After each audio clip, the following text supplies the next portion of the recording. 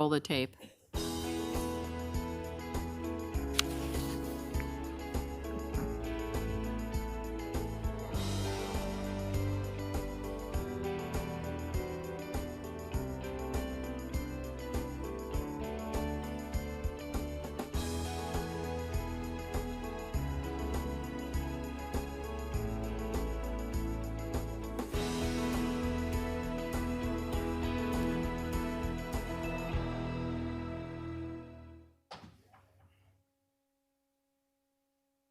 Good afternoon, everyone, and welcome to the Administration's Operation and Budget Committee of Tuesday, January 13th, 2026. Before I start the agenda, I just want to mention what everybody knows about the occupation of our state of ICE agents right now.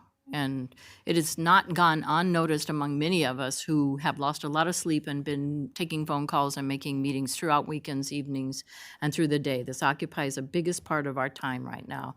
It's affecting us, it's affecting all of our community. And I just want to let everyone know that we are thinking of them, we are working on it, we are trying to do the best that we can right now. We are trying to keep our community safe.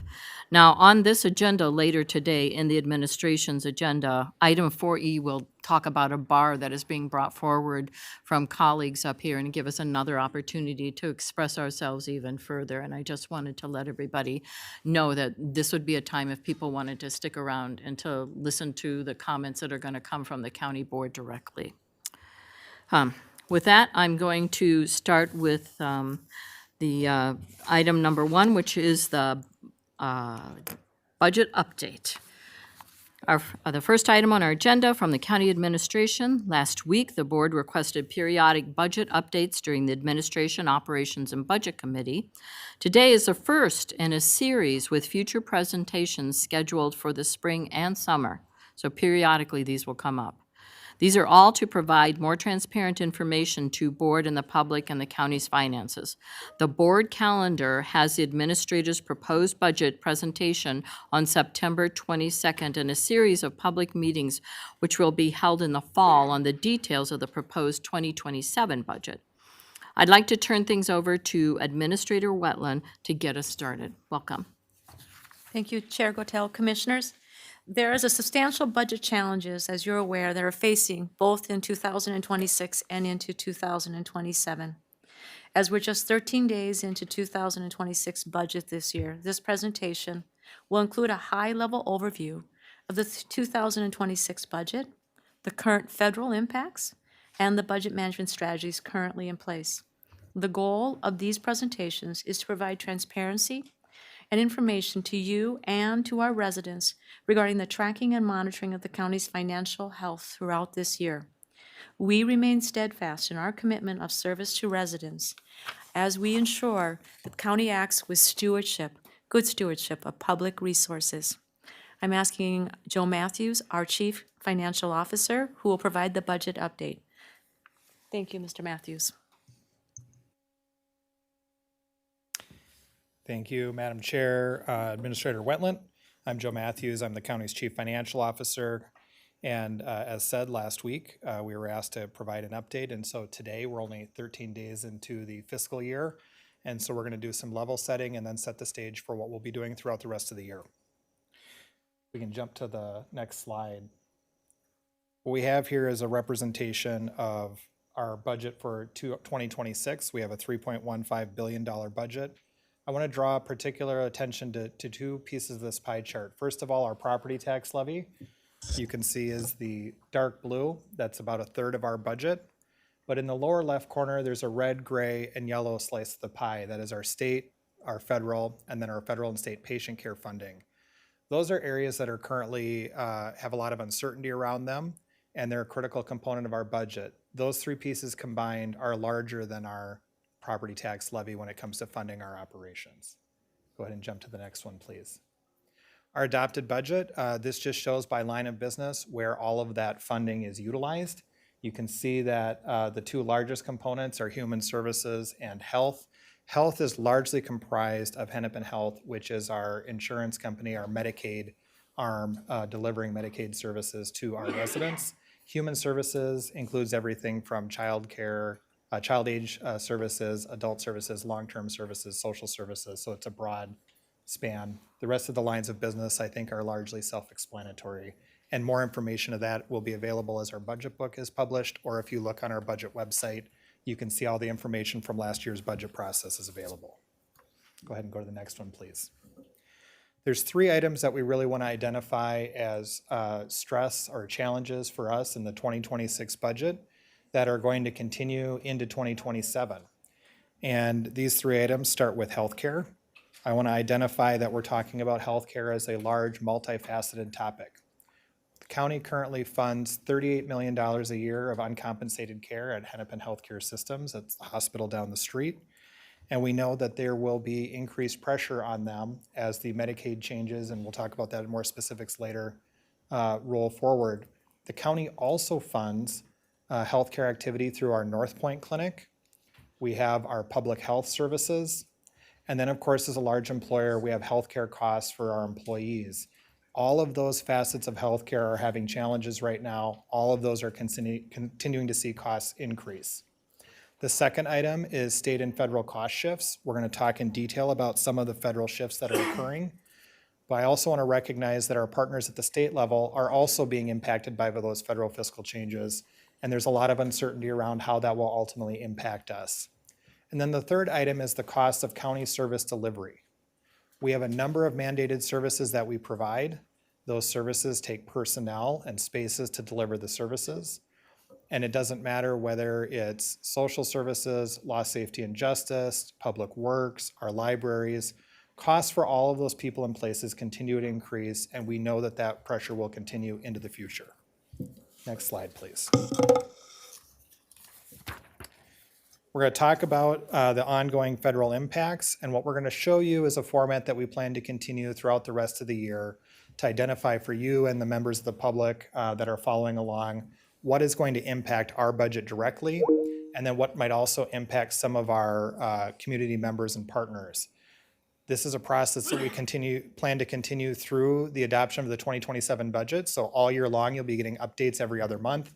And if there's questions, we're happy to respond to those from you or from constituents as needed. First item, federal impact. There's already been a change as part of HR 1. There's $8 million in administrative revenue that was provided to the county to help administer the SNAP program, that's food assistance. This is a reduction in revenue. We've not been relieved of the mandate.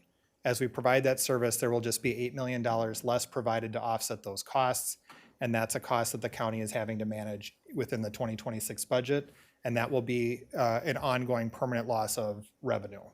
There are other items that we know will be coming, and we'll add those to this list as they become known and quantified. There are 2 areas of grants so far that we have had reductions to what we had anticipated. The first one is a FEMA grant for shelter services and programs. We had expected to receive $8.5 million. Instead, we received $2.7 million less than that amount. And the other one is for targeted violence and terrorism prevention programs. We had expected to receive about $106,000. $67,200 was canceled. That's $2.8 million in federal funding that was planned as part of our activity this year that we are not going to receive. That does not really reflect the risk that we have out there. There are 79 grants that the county has totaling $173 million that are currently protected under various legal actions. And so that money is not expected to be lost today. $62 million of that funding is part of our 2026 budget. The remainder is from multi-year grants that may be impacting 2027 or even 2028. $62 million is the number for this calendar year. If there's a change in those legal protections and as things evolve throughout the year, we will be reporting back and keeping all of you informed. But I want to thank our legal team and those that have worked to help secure those so we can have predictability in our funding stream. Next step. These are anticipated cuts. Things on this list are things that we have clarity around and we know when they're going to start hitting. An additional $20 million in lost revenue around the SNAP administration is going to come from a change in process around the error rate our human services staff can speak to that more, but this is an additional reduction in admin revenues for the SNAP program.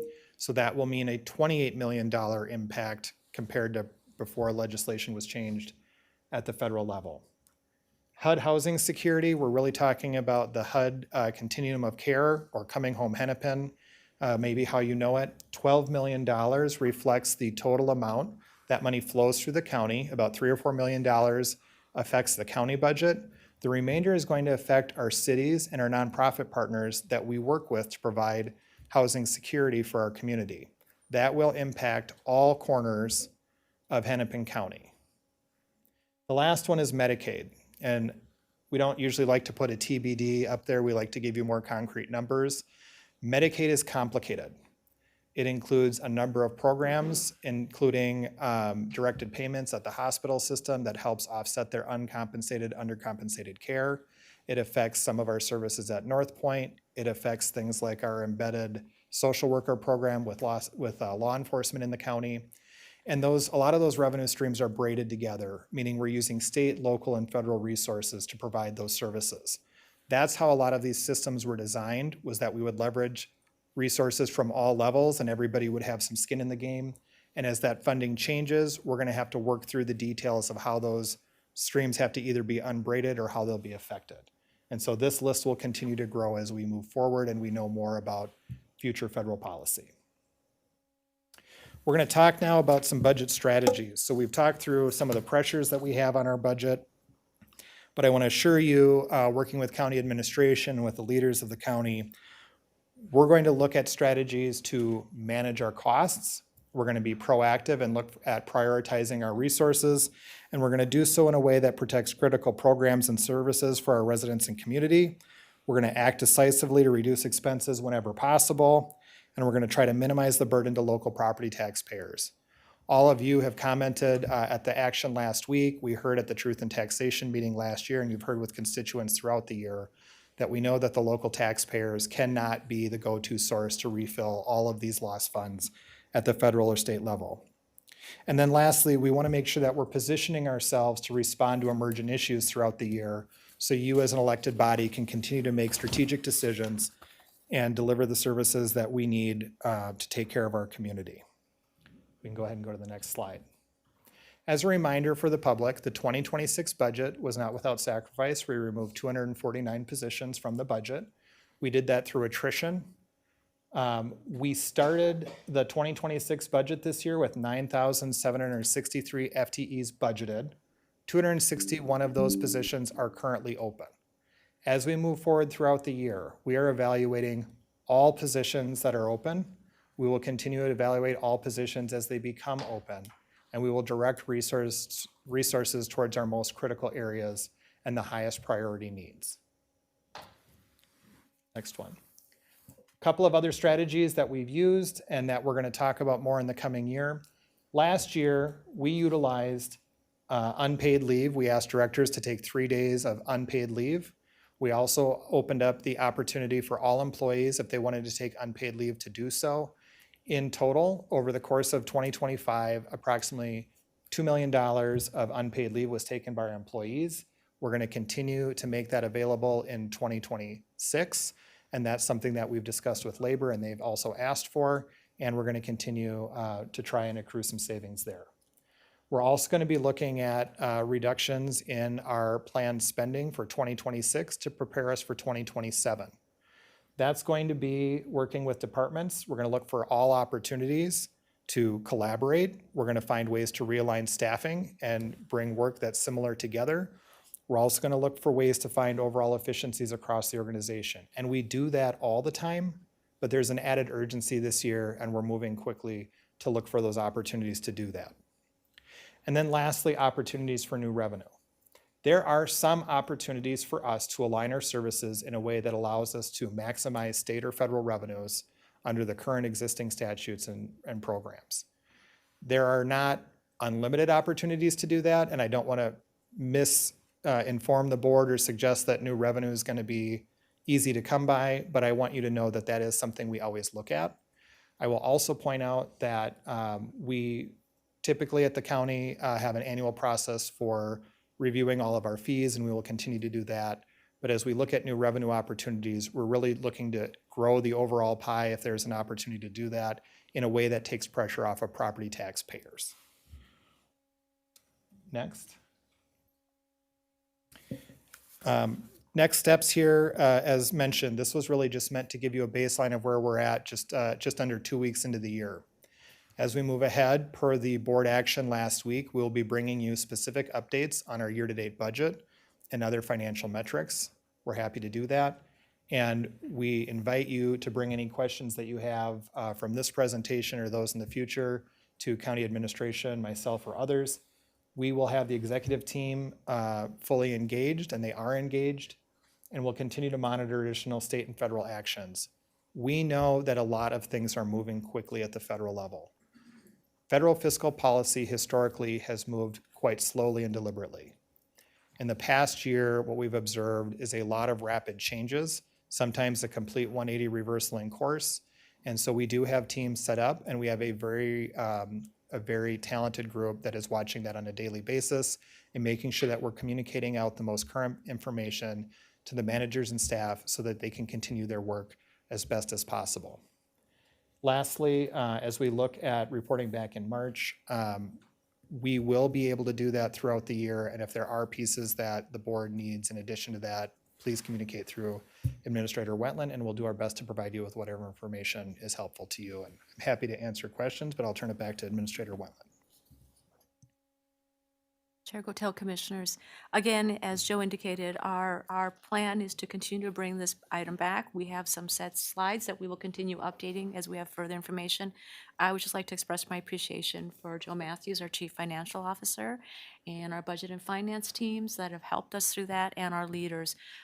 We are doing the work, and we have a lot more work to do at a time when there's fast changes occurring. I just want to say thank you for all this. I know it's a moving target too, because I know we've been looking at things that have gone to the courts and they've reinstated some things, but we don't know what might work its way up to the Supreme Court and be reversed. So we have to stay attuned to this. But I wanted to ask if colleagues wanted any further questions or comments around the budget. I'll go with Commissioner Green first. Thank you, Madam Chair, and thank you, County Administrator Wetland and CFO Joe Matthews and the whole OBF team. I can't say I was like looking forward to hearing all this, but I would so much rather hear it than not hear it. There's nothing like being surprised, ick. And what you've outlined is pretty dire. And I wanted to zero in on one sort of focus of your message, and particularly it's on slides 8, 9, and 10. So I'm somewhat asking this as a question, but really I think I know the answer, and I just want to ask a question to emphasize the point. But you have made sure that in this presentation that you're logging decline in revenue from the federal government when you're sure of that decline. So there's a lot that isn't here. You even alluded to 79 grants that are still being, that we anticipate some negative reports from. And then also I want to remark on the fact that the Medicaid cuts were listed as a TBD. And as I understand the Medicaid cuts, they are an order of magnitude different from everything else listed in that same chart. So I guess I haven't asked a question. I've just said, I'm really taking note of your conservatism, which I think is appropriate because we want to be sure, but also I'm sort of putting my own set point, and I guess encourage all of us to sort of be in the same place that there is not good news. This is not good news, and there's not good news coming. Yeah, Madam Chair, Commissioner Green, thank you. You're right. The potential exposure is orders of magnitude larger than what we're listing. We're listing things that are factually known. As Congress goes through its appropriation process and as the legislature in Minnesota convenes, we will see a process that hopefully gives us insight into the long-term direction about where federal and state policy is headed. And we know that as the federal government acts, that will have an impact on the state, and how the state chooses to respond will be constrained by their own resources. And in turn, we will have to respond to the state's impacts on us. So you're correct. Just to give the numbers again, those 79 grants, that's $173 million. 62 million of which hits us in 2026. That would be about a 6% increase in the property tax levy if you were to dollar for dollar replace those funds back. And I think we're recognizing that that's probably not going to be practical. And we want to be proactive on the front end to make sure that we have done everything we can do as a county to be tight with our financial management and to make sure that our resources are where we think we need them most. So as we see those fairly big bumps in the road in the future, we're as best prepared to respond to that with the footing that we have. Thank you. Thank you. Commissioner Lundy. Thank you, Madam Chair. Also, my appreciation. I know we always start the budget on January 1, and it feels like we double started it. So I want to thank the format. I think this is important for us and also for the public and for staff to see these numbers, that it's not just something that we're kind of like slapping together. So I think that's important. The request I had was if, as we do the tax valuations in April, even if, let's say, we did nothing to the budget, the shift that could occur and most likely occur with if commercial properties continue to shed value, therefore transferring the burden onto taxpayers. Taxpayers may see a 0% tax levy increase, which I know isn't going to happen, but in theory, that doesn't mean that they won't be paying more because of the shift. So I would be curious, in appropriate time, that as maybe in the June or whatever the next report, just to kind of highlight that, because I think that shift will, despite anything we may do, will move burdens around, and so that we know will impact, not only impact the city and also the schools. So everybody will get double, triple impacted by just the simple shift. If it occurs, I believe it will, but hopefully not. And then the last thing, I just want to thank you for on the value of staff, and not all FTEs are equal. People think of FTEs of having a set value, but there's a difference between a person who is working, part-time front desk somewhere and someone who is higher paid somewhere else. So, we talked about that. I think those values do matter as well. Not that I'm asking for that report, but just pointing out that it's easy to cut, lower paid FTEs, but you get less kind of effect on the overall budget. So, again, thank you. Commissioner Edelson. Thank you, Mr. Matthews, for the presentation. In terms of projecting to the future, there are so many things that are uncertain, and I value that what you said about the three, the state and the federal, and then the grants that we have to look at and just how that compares in terms of our property tax base. Last week, the president had announced that there was going to be $10 billion that was to be withheld in social services, and then the court paused that on Friday. On Friday as well, there was an announcement that there was going to be $129 million paused to Hennepin County in terms of the USDA, and we don't even still have a breakup of what that's going to look like. So as we do these, I'm trying to, to the point that you have about the grants and what is uncertain, what is changing. I think with all of these presentations, I think it's really important that we make the Hennepin County residents aware of what we're experiencing and the shifting things that are changing for us. We are mandated to provide a lot of the services. We have to, by state law, by federal law, and then we have a federal government saying that they are not going to give us the funds to pay for that. And so we have politically charged things that are happening, and we are stuck in the middle. And so just with that, thank you for the presentation. My request is that even if a judge blocks it, I still think it's important for us to present to the public what we're up against and what we're facing in real time to try to figure out how we get residents a steady government that is giving them the services that they need. Any comment, Mr. Matthews? No, Madam Chair, I would agree. You're right, and the trial court system moves quicker than maybe people realize. The letter on Friday that you mentioned, and thank you, I had forgotten to mention that in my remarks. We've been seeing this pattern over the last 12 months periodically where a decision is made, it gets challenged in court. The impacts to our HUD continuum of care, there was legal action that actually led to that being pulled back by the department. But we know that that's the path that they want to follow, and they will pursue that. I should highlight, and your comment reminded me of this, the grants that we have were adopted under previous budget appropriations at the federal government, under previous Congress and administration.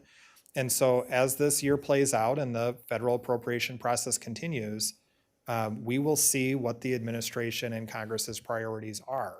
And they certainly have the ability to modify those priorities through their appropriation process. And that will alter what our legal recourse is when it's a lawful appropriation process versus a administrative decision that may or may not conflict with congressional action. And so that's just something to be mindful of. That process is inherently different than the letter that you referenced from USDA, for example. Okay. Commissioner Anderson. Thank you, Madam Chair. Yeah, I appreciate the added clarity of bringing forward some of these things, and I think my comment, I'm gonna just do some quick math to kind of put all of this together, because I feel like sometimes it's helpful. You had mentioned, Commissioner Green, the $62 million in grants. That represents about a 6% tax levy if it were to be absorbed by property tax. $32 million in the anticipated cuts that are named, not counting Medicaid, plus the $8 million in SNAP cuts that is already impacting us this year is another 4%. And the anticipated Medicaid cuts can be in the hundreds of millions of dollars. I know we didn't say that number. We said it was orders of magnitude. We are talking hundreds of millions. This is another 15% of tax levy. And I think it's important to be clear that these services and the money that they went to was to end veterans' homelessness, to feed people. These are the things that we have accomplished over the last few years that we are going to be sliding backwards on. It was in partnership with nonprofit and our partner agencies in Minnesota that allowed us to make progress on some really long-standing entrenched social problems that existed in our county, that we had made serious, tangible progress on, that is going to be erased by decisions of the federal government right now. So I want to be as clear as I can, because sometimes it gets lost in the budget discussion of like the dollars that's being pulled away and how we're going to manage it. But this is impacting people's lives today. And it's really important for people to know that. Thank you. Commissioner Conley, go ahead. Thank you, Madam Chair, and thank you, Mr. Matthews, for the budget update. And I appreciate that we will be receiving these regularly because time is of the essence. And on the very last slide, it talked about like ways that we are going to combat this. The county cost shifts coming from the federal government. The federal government is attacking counties right now. I feel very comfortable saying that. That's exactly what these dollars look like. These losses look like. It's an attack on us to not be able to do what it is that we are mandated to do. But it means that we have to backfill. And the levers that we have to backfill are few. One of them being property taxes. We can't property tax levy our way out of this one. So I appreciated the inclusion of the looking at other revenue sources. My colleagues have heard me say that before, with the minimal impact on the person, but looking at what other ways can we bring revenue into this county. It is unprecedented, but we can't rely on the federal government anymore, nor the state. The state is facing its own financial challenges. And so I think that periodic updates on how we might be thinking about what new revenue could look like for Hennepin County to offset what we will not be receiving from the federal government. We are in no way, shape, or form going to put this on the backs of property taxpayers. We are going to be looking for new revenue sources and doing everything that we can, whether it's litigation that's already in effect, et cetera. So I would just add to that I would appreciate, however we are looking to seek out new revenue sources, that we get a briefing or some sort of one-on-one memos that outline steps that we're taking, new innovative ways to bring new money into this county. Thank you. Thank you. Commissioner Fernando. Thank you, Madam Chair. This is the first time we're having to do something like this, and so I just want to acknowledge your work and OBF's work and Administrator Wetland for implementing this so quickly, just being established last week. So for the public, this is first and foremost so that you all are getting information publicly, and I think that's really, really important.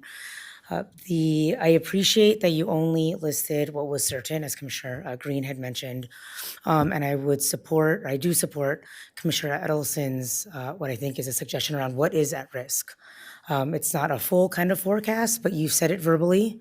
62 million of 173 million or so are at risk, but protected because of injunctive relief due to legal action that we've taken as a county.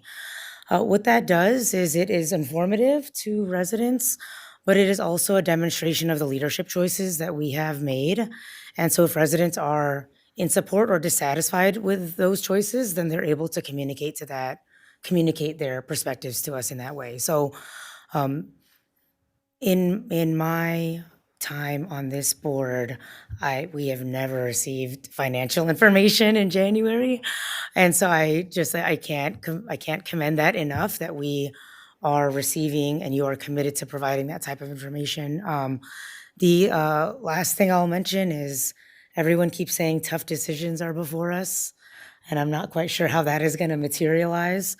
But for those watching at home, we are a 7-person legislative body that are kind of free agents in some ways. And so by having publicly available information, individual offices and individual residents can, generate their ideas and feedback so that we can consider what type of policies might be considered by this body. I know it sounds maybe a bit odd to kind of name that in this setting, but we are in very, very unique times. And the order of magnitude piece, I just want to emphasize further too. We mathematically cannot property tax our way out of this. This isn't like we won't or we can't. It's the math does not bear out. And so by having a budget update, and I hear a lot of the mandated services piece, so maybe there is a way to fuse when funding is eliminated for a service that we are mandated by law to provide. Maybe there are ways in which we can be informed alongside residents, quite frankly. I don't know how to engage with the orders and kind of the takebacks. That's a kind of a common, but that's in the media. I appreciate county admin not wanting to publish something that might be reversed. But residents are already experiencing this kind of back and forth through media reports. And so personally, I would rather have a date on here that says this was accurate by this date, and then the public truly gets the information that we have kind of as early as it is possible to be verified. But again, this is not feedback. This is us attempting to construct a practical and mission-centered path forward in a time of great uncertainty. Thank you, Madam Chair. Commissioner Lundy. Thank you, Madam Chair. I just wanted to remind the public, and I think you definitely had on Mr. Matthews, that we adopt a budget in December. If the federal or state, because we haven't felt that impact, decide to make a change in January 2nd, we have nothing there. There is no backfill. There is nothing, because our budget is set once a year. Our levy is set there. And also the fact is that, as Commissioner Edelson brought up, I just reiterate, is mandated services means that they can tell us, like there was proposals at the state legislature last year, that we used to give you the money to provide to the residents. We're not going to give you that money, but you still got to provide it. So those kind of services where we are expected or forced to provide have always come with money to do that. And so when they make changes, and I think the speed of which the hard part about the federal government is they can just decide next week that this happens and then 2 weeks later, this is the new rule, is it doesn't take into account the fact that everybody that has to depend on that doesn't get to make changes. And especially if it's a mandated service, that just means we have to find the money somewhere else to pay for mandated service, which means that, people ask about why taxes are this or that. This is where it comes from, is if I have to pay someone $10 and someone stops giving me that $10, I've got to take it from somewhere else. And I'm not talking $10, I'm talking $10 million, I'm talking 20, 30, 40. So I just want to reiterate that, we make a budget once a year, changes after that. And when the government, whether it's state or federal, because we still don't know what's going to happen with the state, if they make changes, I think a lot of times they can go into place July 1st, which is again mid-year in our budget. And so those impacts are felt everywhere. And, there are not many levers to pull to backfill. And I appreciate, you highlighting that. We're going to keep working this. And I think Commissioner Fernando's point about date and everything might be really good, because I do think that, people are looking at stuff and you're like, well, we said this, and then, oh yeah, that was the January. Now we're talking March. So I think that we're going to see a lot more changes coming. So thank you. I just want to reiterate, there's a lot of moving targets, and what might be true today is not going to be true tomorrow. And we just don't know, because things are moving so quick and so fast. And I want to even put a finer point on this whole budget thing about mandates, because a lot of the funds that come down from state and federal are restricted funds. So it doesn't mean that if we get cut in one place, we can just take from someplace else, because we can't. It is restricted by law. And already, before all these cuts have started, and some have already started, and sometimes we've been asked to participate more with state kinds of funds, your county tax dollars are paying for some of the things that should have been paid for by state and federal, and we know it, but we didn't have enough to cover it. And we've told them, and they didn't step up to the plate. So that's just, and they're not in a place to now. Let's just face it, they are not. We know that, because they're in a deficit too. So I just wanted to put a finer point on that. And the other thing is I wanted to note that this is unprecedented too, for you to hear that 2 years of budgeting is actually taking place right now, because we know things are, the runway is 2 years, and so we're doing it that way. We have always had long-term planning for things, down 5 to 10 years down, but it was never presented out into the public because it really didn't need to be, right? We never had even, I mean, I can't remember the last time we had a levy as high as we've had this time. And so it's just not been in our DNA to need to do that. And so these are unprecedented times, and I just want to say how impactful that is as we move through this time. So thank you to my colleagues. Appreciate it a lot. Appreciate your comments. Any final words, Ms. Wetland? Madam Chair, Commissioners, no, thank you for the opportunity to present this. And thank you, Mr. Matthews, too. Appreciate you and your staff. Okay, we will move on the agenda. The next item is item 2, which is the minutes from the previous meeting of December 2nd, 2025. May I have a motion to get this before us? Move approval. Second? Any corrections, changes, discussion on this? All those in favor signify by aye. Aye. Aye. Motion carries. The next item, item 3A through 3I on today's agenda, are applications for appointments to several community advisory boards. The county board accepts applications from mid-November through the end of December for various roles and 9 groups where vacancies exist. Applicants are invited to call in and leave a recorded statement to share their experience and qualifications. These statements will assist commissioners in making appointments during the next couple of board meetings. And so these statements will be played in the order they're listed. So you have your cheat sheet here if you want to get this ready and get ready as they start to play. So the single applicant for 3D and a Human Resources Board also applied for the county's capital budgeting task force, just making that clear in their statement. You'll see that in your bigger books. And so we'll, before we start the playback on this, I just wanted to let everybody know it's already a long day, and there's 70 minutes of this. We will take a break at the end of this and then continue with the agenda. So a long day. First of all, just let me begin with thanking everybody who applied. My understanding is there might be one really rough recorded message that we really can't hear from a resident. And so if we're able to contact that resident again and ask them to re-record, because I know we'll have some more to play, because there's a few places where we'll go out and probably mark it again for some vacancies. So I just wanted to say that. So is everybody ready? All right, I'll ask the staff then to start playing the interviews. Thank you. Hello, my name is Ricardo Warner. I'm applying for appointment to the Minnehaha Creek Watershed District Board. I'm seeking this role because water resources are not abstract to me. They are part of my everyday life. I live between a lake and a wetland and have been a Minnesota resident for 11 years. I have 3 boys who attend schools in the area, and I currently serve as a member of the MCWD Community Advisory Committee.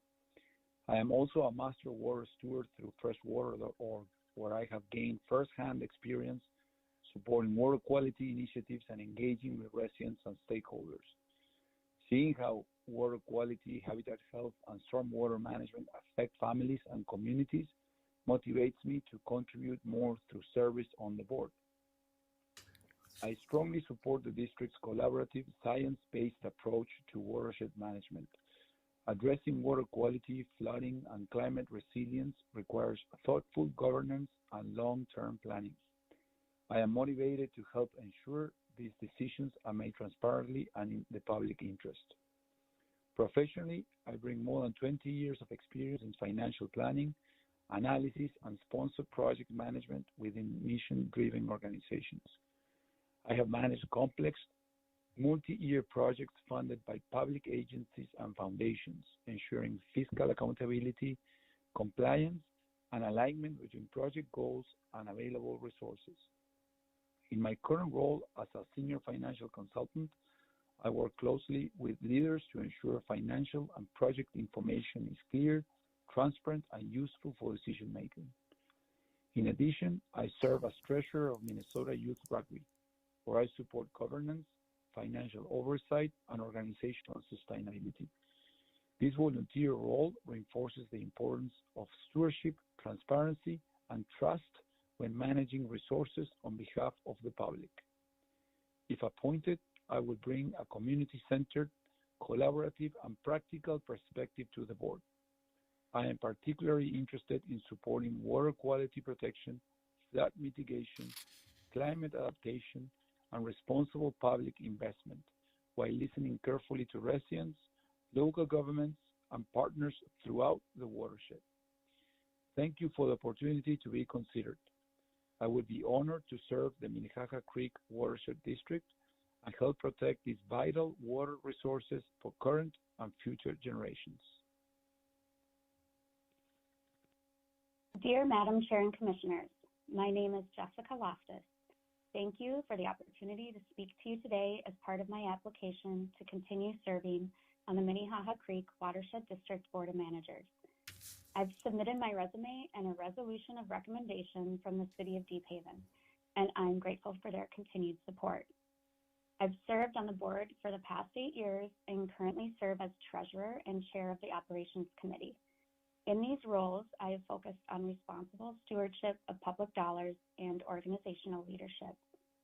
We've maintained a flat 0% levy increase for 7 of the last 8 years, while still advancing impactful water resource projects. Balancing fiscal discipline with mission-driven work has been central to my approach on the board. In recent years, I've had the privilege of working alongside my fellow managers and the district's exceptional staff to deliver meaningful projects, including Arden Park in Edina, the 6 Mile Marsh Halstead Bay restoration, and environmental improvements at Wasserman Lake in Victoria. We've also adopted climate and DEI frameworks to guide our projects and decision-making. Looking ahead, I'm energized by what's next. The upcoming 2027 Water Management Plan will address climate change, flood mitigation, and water quality protection. We are also collaborating with the City of Minneapolis on improvements along Minnehaha Parkway and will continue to improve water resources at the Blake Road site. I believe these efforts reflect the district's critical regional role. Briefly about me, I grew up in the Twin Cities and have lived in the watershed for more than 18 years, first on Cedar Lake in Minneapolis and now in Deep Haven, where I live with my husband and our 3 daughters. I hold degrees in business and public administration, spent over 15 years in city management, and now work as a part-time consultant supporting cities through interim services and strategic planning.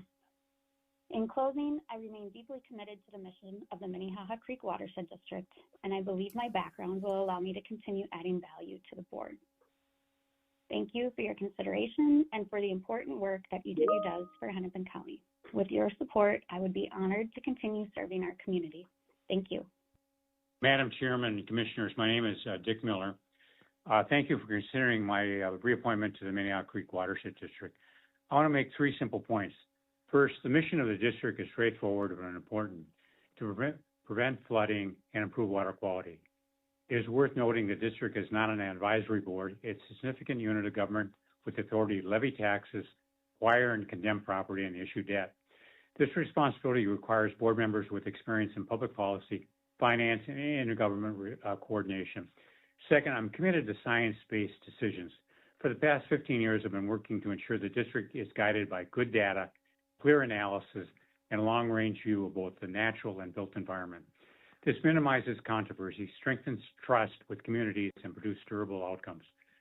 Thirdly, everything we accomplish is rooted in partnerships with our cities, the counties, state agencies, and community organizations. These relationships are the foundation of our success, and they allow us to tackle issues that are not single jurisdiction can solve alone. The result of this approach to our missions are tangible. In the upper watershed, we are treating the largest tributaries of Lake Minnetonka, improving water quality at its source. In St. Louis Park, we built a 2-mile-long greenway that treats hundreds of acres of stormwater, expands access to nature, and has shown measurable improvements downstream in Lake Hiawatha. In Edina, the Arden Park project was recognized as Minnesota Watershed Project of the Year and was featured in U.S. Army Corps of Engineer design with Natural Atlas. The project was profiled along with some of the most notable water and public space restorations in the world, from Seattle to Taiwan. In Minneapolis, our new cooperative agreement with the city and the park board is aligning improvements to the water quality that reduces flooding and restores the urban stretch of Minnehaha Creek. The level of cross-jurisdiction coordination would not have been possible a decade ago. Looking ahead, my background as staff assistant to 2 Minnesota governors, 3 terms in Minneapolis City Council, service as chairman of the Minnesota Housing Finance Agency, and more than 30 years in public finance has given me a practical perspective that continues to serve the district well. We've accomplished a great deal together with the support of the county. I'm proud of this work and excited about what we can do in the years ahead. Thank you for your consideration. Good afternoon. By way of introduction, my name is Janet Schaefer, and I'm very interested in joining the Board of Managers for the Minnehaha Creek Watershed District. I currently serve on the MCWD Citizens Advisory Board and was elected by my peers to participate on its executive committee. Through this experience, I feel I have developed a clear understanding of the district's mission and strategic priorities, as well as its commitment to advance its vision of a balanced urban ecology. Professionally, I bring more than 3 decades of leadership experience in a service-oriented environment in the corporate sector. As Senior Vice President at Altair Global, which is a globally recognized provider of workforce mobility and relocation services, I was responsible for strategic planning, team member engagement, financial oversight, and client services for large corporations in a highly regulated and operationally complex field. This work required navigating budgets, contract management, visa and immigration, along with the ever-changing domestic and global tax considerations. We coordinated the logistics across multiple jurisdictions and cultures and provided cultural training with a strong lens on DEI. In addition, I have had the privilege to serve in public and private leadership roles, including as chair of the Worldwide ERC's organization's Board of Trustees, which is a 501c3 charitable organization, and I served for 2 terms as the mayor of the city of Long Lake. I feel these experiences deepened my understanding of board level decision making, municipal governance, and financial stewardship with the importance of partnerships. I was raised on the shores of Long Lake and am exceptionally passionate about the watershed and our environment. I would be so honored to serve on the Board of Managers, and I hope to bring my experience to the work of the watershed of Minnehaha Creek. Thank you so much for your consideration, and I look forward to hearing from you. Have a great day.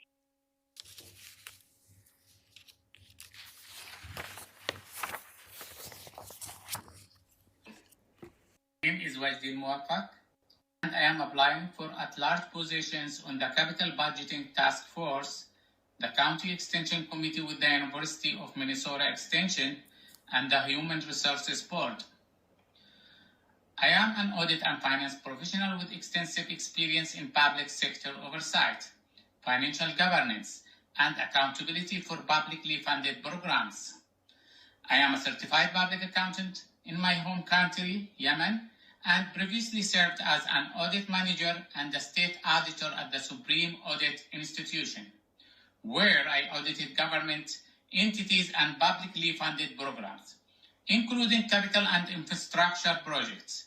In that role, I reviewed capital plans, assessed financial sustainability, and evaluated governance, risk, and internal controls.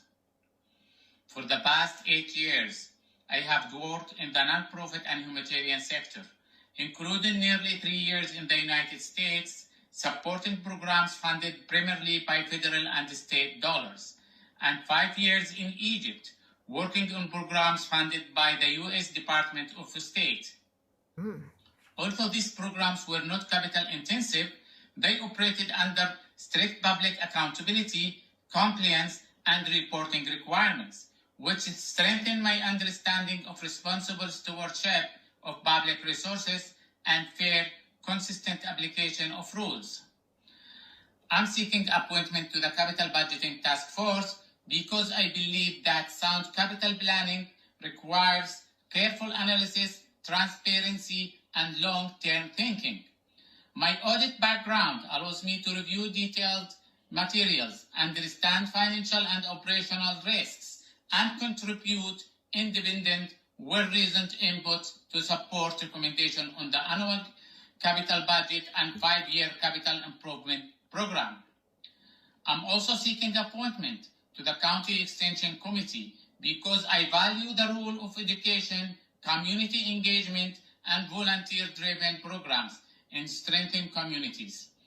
Through my nonprofit work, I have seen how extension-type programs focused on economic and human development, youth engagement, and community leadership can make a meaningful impact when they are aligned with local needs and supported by strong governance.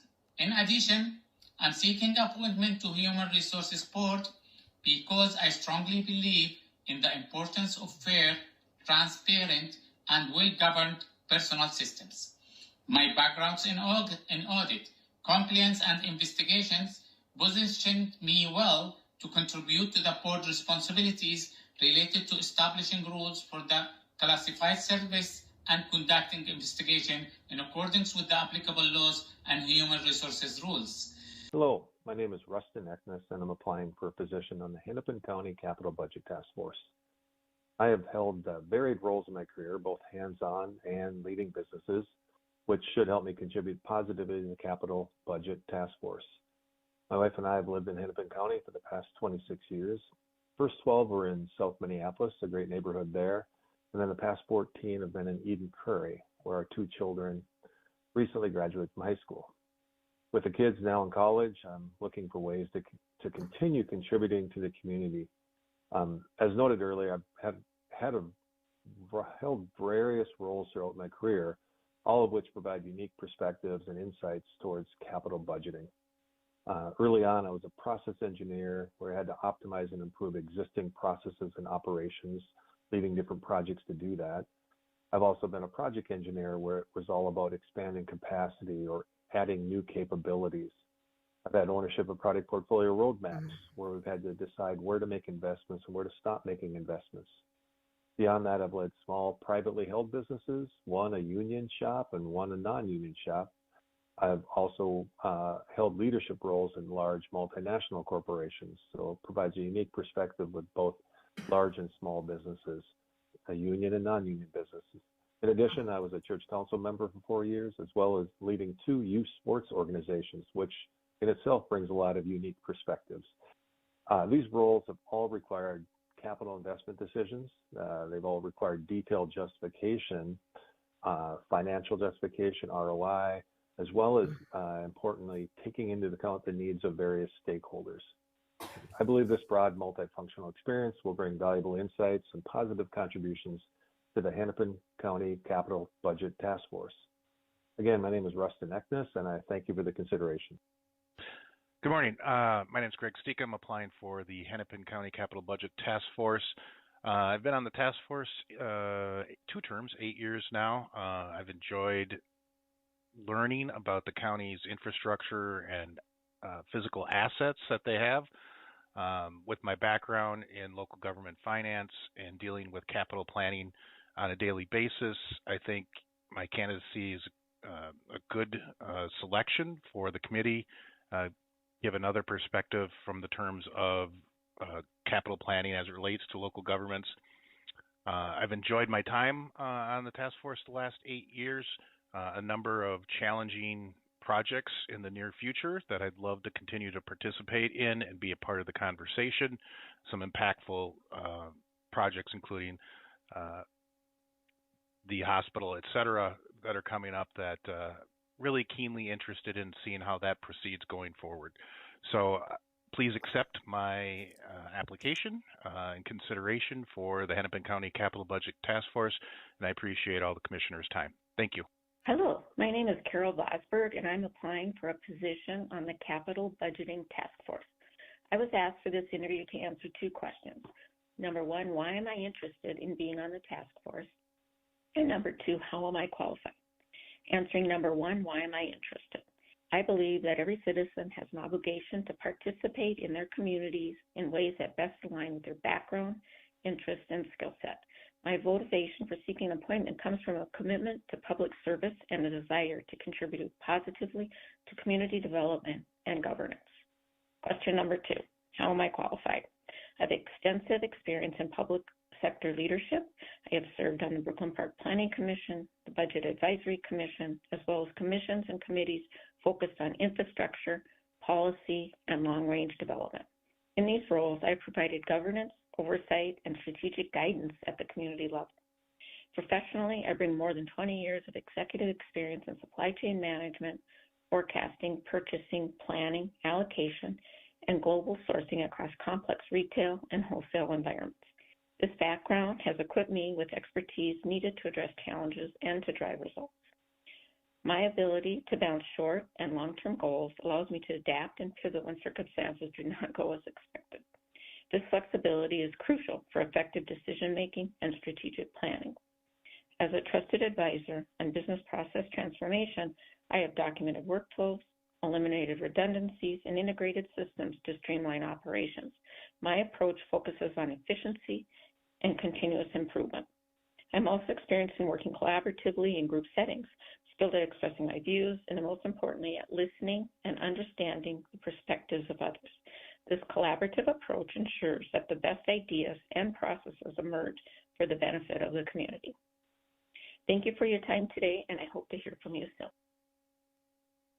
This is Patrick Silver, and I'm applying for the advisory board position for County Extension Committee.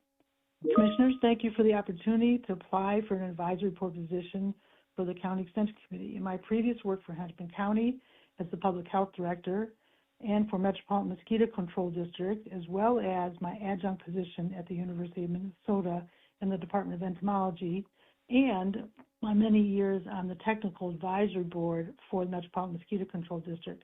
Through these, I've had numerous interactions with the great work of U of M Extension. This has ranged from consulting on nutrition and food safety as part of environmental health work, to utilizing the ripple effect mapping tool, to general education on gardening. I believe my training and background firmly support the Extension's focus on science-based knowledge and training. I have familiarity with many of the programs and would enjoy learning about the other programs. There is great value in the Extension's dedication to community leadership, and I would like to see that built upon and expanded, making use of the fine resources of the U of M. Having attained retirement, I look forward to being able to contribute in different ways to Hennepin County. Thank you for consideration of my application. Good day. This is Chris Vanderleit, reapplying for a seat on the board of the Hennepin County Extension Committee. Thank you for your trust in me to grant me a first term that is now just about to expire, and I'm applying for a second term. My background is coming from an animal agricultural position, and thus my affinity for extension as I joined the Hennepin County Extension Committee. To see the widening extension to the urban needs, also in food security and education programs, was very interesting to see and great rewarding for the county of Hennepin. I'm impressed with how the programs are tailored to the urban needs, and an example of that is particularly the 4-H programs that really took this to pet husbandry as well from the other classical animal husbandry fields. I like to continue to guide the teams by encouragement and recognition during the meetings, as well as asking guiding questions to help the groups together with the board to have a goal of more strategic view in addition to the excellent tactical work that they're doing today. There just needs to be a little bit more view over the long-term ability to maintain and field new programs. Really appreciate your support in this, and also want to put in one last plug for the unencumbered funds that are usually granted to the committee. Would like to see that these funds would be granted again this year. I know the budgets are tight. However, these unencumbered funds specifically go directly to programs and new ideas that serve Hennepin County residents, and they do not typically go to set up for programs that are just for the extension committee help. So this is really funds that really go directly to the country residents, and that will be really helpful. Thank you so much for considering me. I'm looking forward to a positive answer. Thanks again, Chris Vanderleit. Hello, my name is Nagin Amami Summons, and I'm applying to serve on the Adult Mental Health Local Advisory Council for Hennepin County. I'm interested in serving on this board because my work in the mental health field has consistently focused on supporting individuals with serious mental illness while navigating county and community-based systems. I'm drawn to the council role in advising the county board and administration on policies, programs, and services that directly impact access, coordination, and quality of care. I've had the privilege of working one-on-one with individuals across different waivers, age groups, and in close collaborations with families, drug support professionals, school teams, and community providers. My experience includes working with licensed community-based services, which has given me a strong understanding of how adult mental health services function at the local level and how interconnected these systems are. Through this work, I've seen where services are effective and where gaps remain, particularly during transitions in care, changes in staffing, or breakdowns in communication across systems. I've seen how service planning, funding structure, and county-level decisions directly affect continuing of care and outcome for individuals living with serious mental illness. What has drawn me to this board is the opportunity to contribute to identify unmet mental health needs and supporting informed recommendations for services planning and improvement. I'm especially interested in the council's role in monitoring coordinations between team settings, community-based services, and in help ensure that recommendations are grounded in both lived experiences and particular provider insights. I bring a collaborative and prepared and thoughtful approach to this work. I value listening to consumers, families, reviewing information carefully, and participating in discussion that leads to clear, actionable recommendations. I take seriously the responsibility of advising, informing, and reporting within the local mental health system.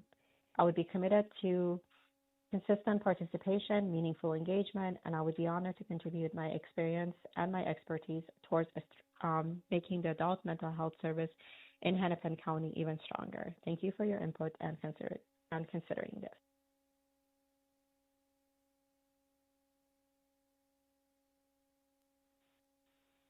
Good evening. My name is Benjamin Arndt. I am applying for the library board for Hennepin County. I have a master's degree in library services, and I have spent most of my life in the Hennepin County library system. I've been volunteering there since I was able to, and borrowing books. I've developed a lot within the system, and I am extremely passionate about it. And through my degree, I have expertise in library policy making, organization, and systems management. I have a stellar attention to detail, a strong commitment to accuracy, and robust organizational skills. And I am extremely eager to see our libraries thrive.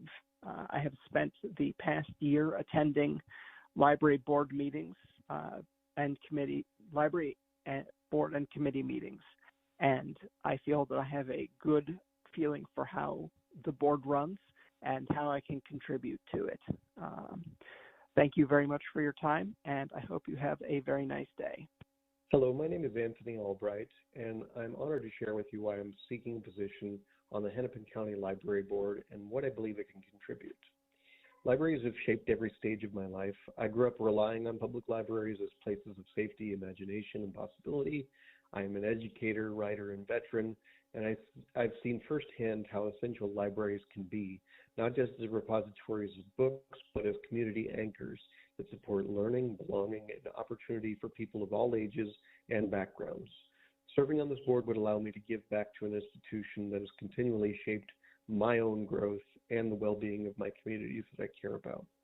Professionally, I bring over a decade of experience in education, literacy, and community engagement. I hold a PhD in rhetoric, writing, and culture, and I've taught writing, literature, and communication at multiple colleges and universities. I've also worked extensively with diverse learners, adult students, multilingual students, indigenous communities, veterans, and K-12 students across the Twin Cities. These experiences have taught me how to listen deeply, collaborate effectively, and advocate for equitable access to learning resources. As a writer and editor, I understand the power of stories to build empathy and strengthen communities. I serve as the media editor of the Journal of Veteran Studies, and my creative and academic work often centers on themes of resilience, cultural memory, and inclusion. Libraries are one of the few public spaces where all of these values converge, where people can explore identity, history, and imagination freely and safely. I also bring a strong background in service and organizational leadership. I've served on hiring committees, organized conferences, facilitated writing workshops for tribal college students, and volunteered across a wide range of community programs. I'm comfortable working collaboratively, navigating complex conversations, and supporting long-term planning. I believe in the importance of thoughtful stewardship, ensuring that public resources are used responsibly, transparently, and in ways that reflect the needs of the communities. What excites me most about serving on the Hennepin County Library Board is the opportunity to support a system that is both innovative and deeply rooted in public good. Our libraries are evolving, expanding digital access, supporting workforce development, offering creative spaces, and serving as vital hubs for youth, families, and lifelong learners. I want to help ensure that these services remain strong and accessible and responsive to the diverse communities of Hennepin County. Ultimately, I'm applying because I believe in the transformative power of libraries. I believe in their role as engines of equity, imagination, and civic life. And I believe my experience as an educator, writer, veteran, and community member positions me to contribute meaningfully to the board's work. Thank you for considering my application. I would be honored to serve. Hello, my name is Michael Gonzalez, and I am an applicant for the Hennepin County's Library Community Advisory Board. As I noted in my application, I'd also be open to other boards if the commissioners believe there would be a better fit. I've been a resident of Minnesota for nearly 20 years, previously living in New York City, Chicago, and Iowa. I currently live in Bloomington. I originally moved to Minnesota after being recruited to work at Target corporate headquarters, where I worked for 7 years. I then worked at Lifetime Corporate in Chanhassen for 6 years, and I'm currently the Director of Customer Experience at the Federal Reserve Bank of Minneapolis, where I've worked for about 4 years. My career is in user experience design, which means my job is to make products and services more useful and easier to understand. I also help organizations decide which products to offer, how to design them, and how to market them. Most importantly, my job is to represent and serve the needs of the customers using those products. In my day-to-day, I have responsibility for hiring and developing the 10 team members who currently report to me. I manage a multi-million-dollar budget, including the creation of annual plans, evaluating vendors and contracts, and reporting progress to key stakeholders. Working in highly regulated industries like healthcare and financial services, I also have experience balancing organizational goals, customer needs, and legal requirements to still get things done. While I did not complete my degree, I attended the master's program in Library and Information Sciences at Pratt Institute in New York City, and so I have a general familiarity and appreciation of librarianship as a discipline. On a personal note, my mother was an elementary school teacher, and my wife a homeschooling mom of our 4 mostly grown children. That means books and libraries have been a key part of my life and family. I strongly believe that the free access to the shared culture and information contained in a library is a vital component of a well-functioning society. I'm interested in this position because I am interested in the health and vitality of our library system, finding ways to bring more people into the services provided, and believe my collection of experience would be a way to give back and serve the advisory board and my community. Again, my name is Michael Gonsalves, applying for the Library Advisory Board. Thank you for your consideration. My name is Aaron Kukumis, and I'm seeking a position on the Hennepin County Library Board.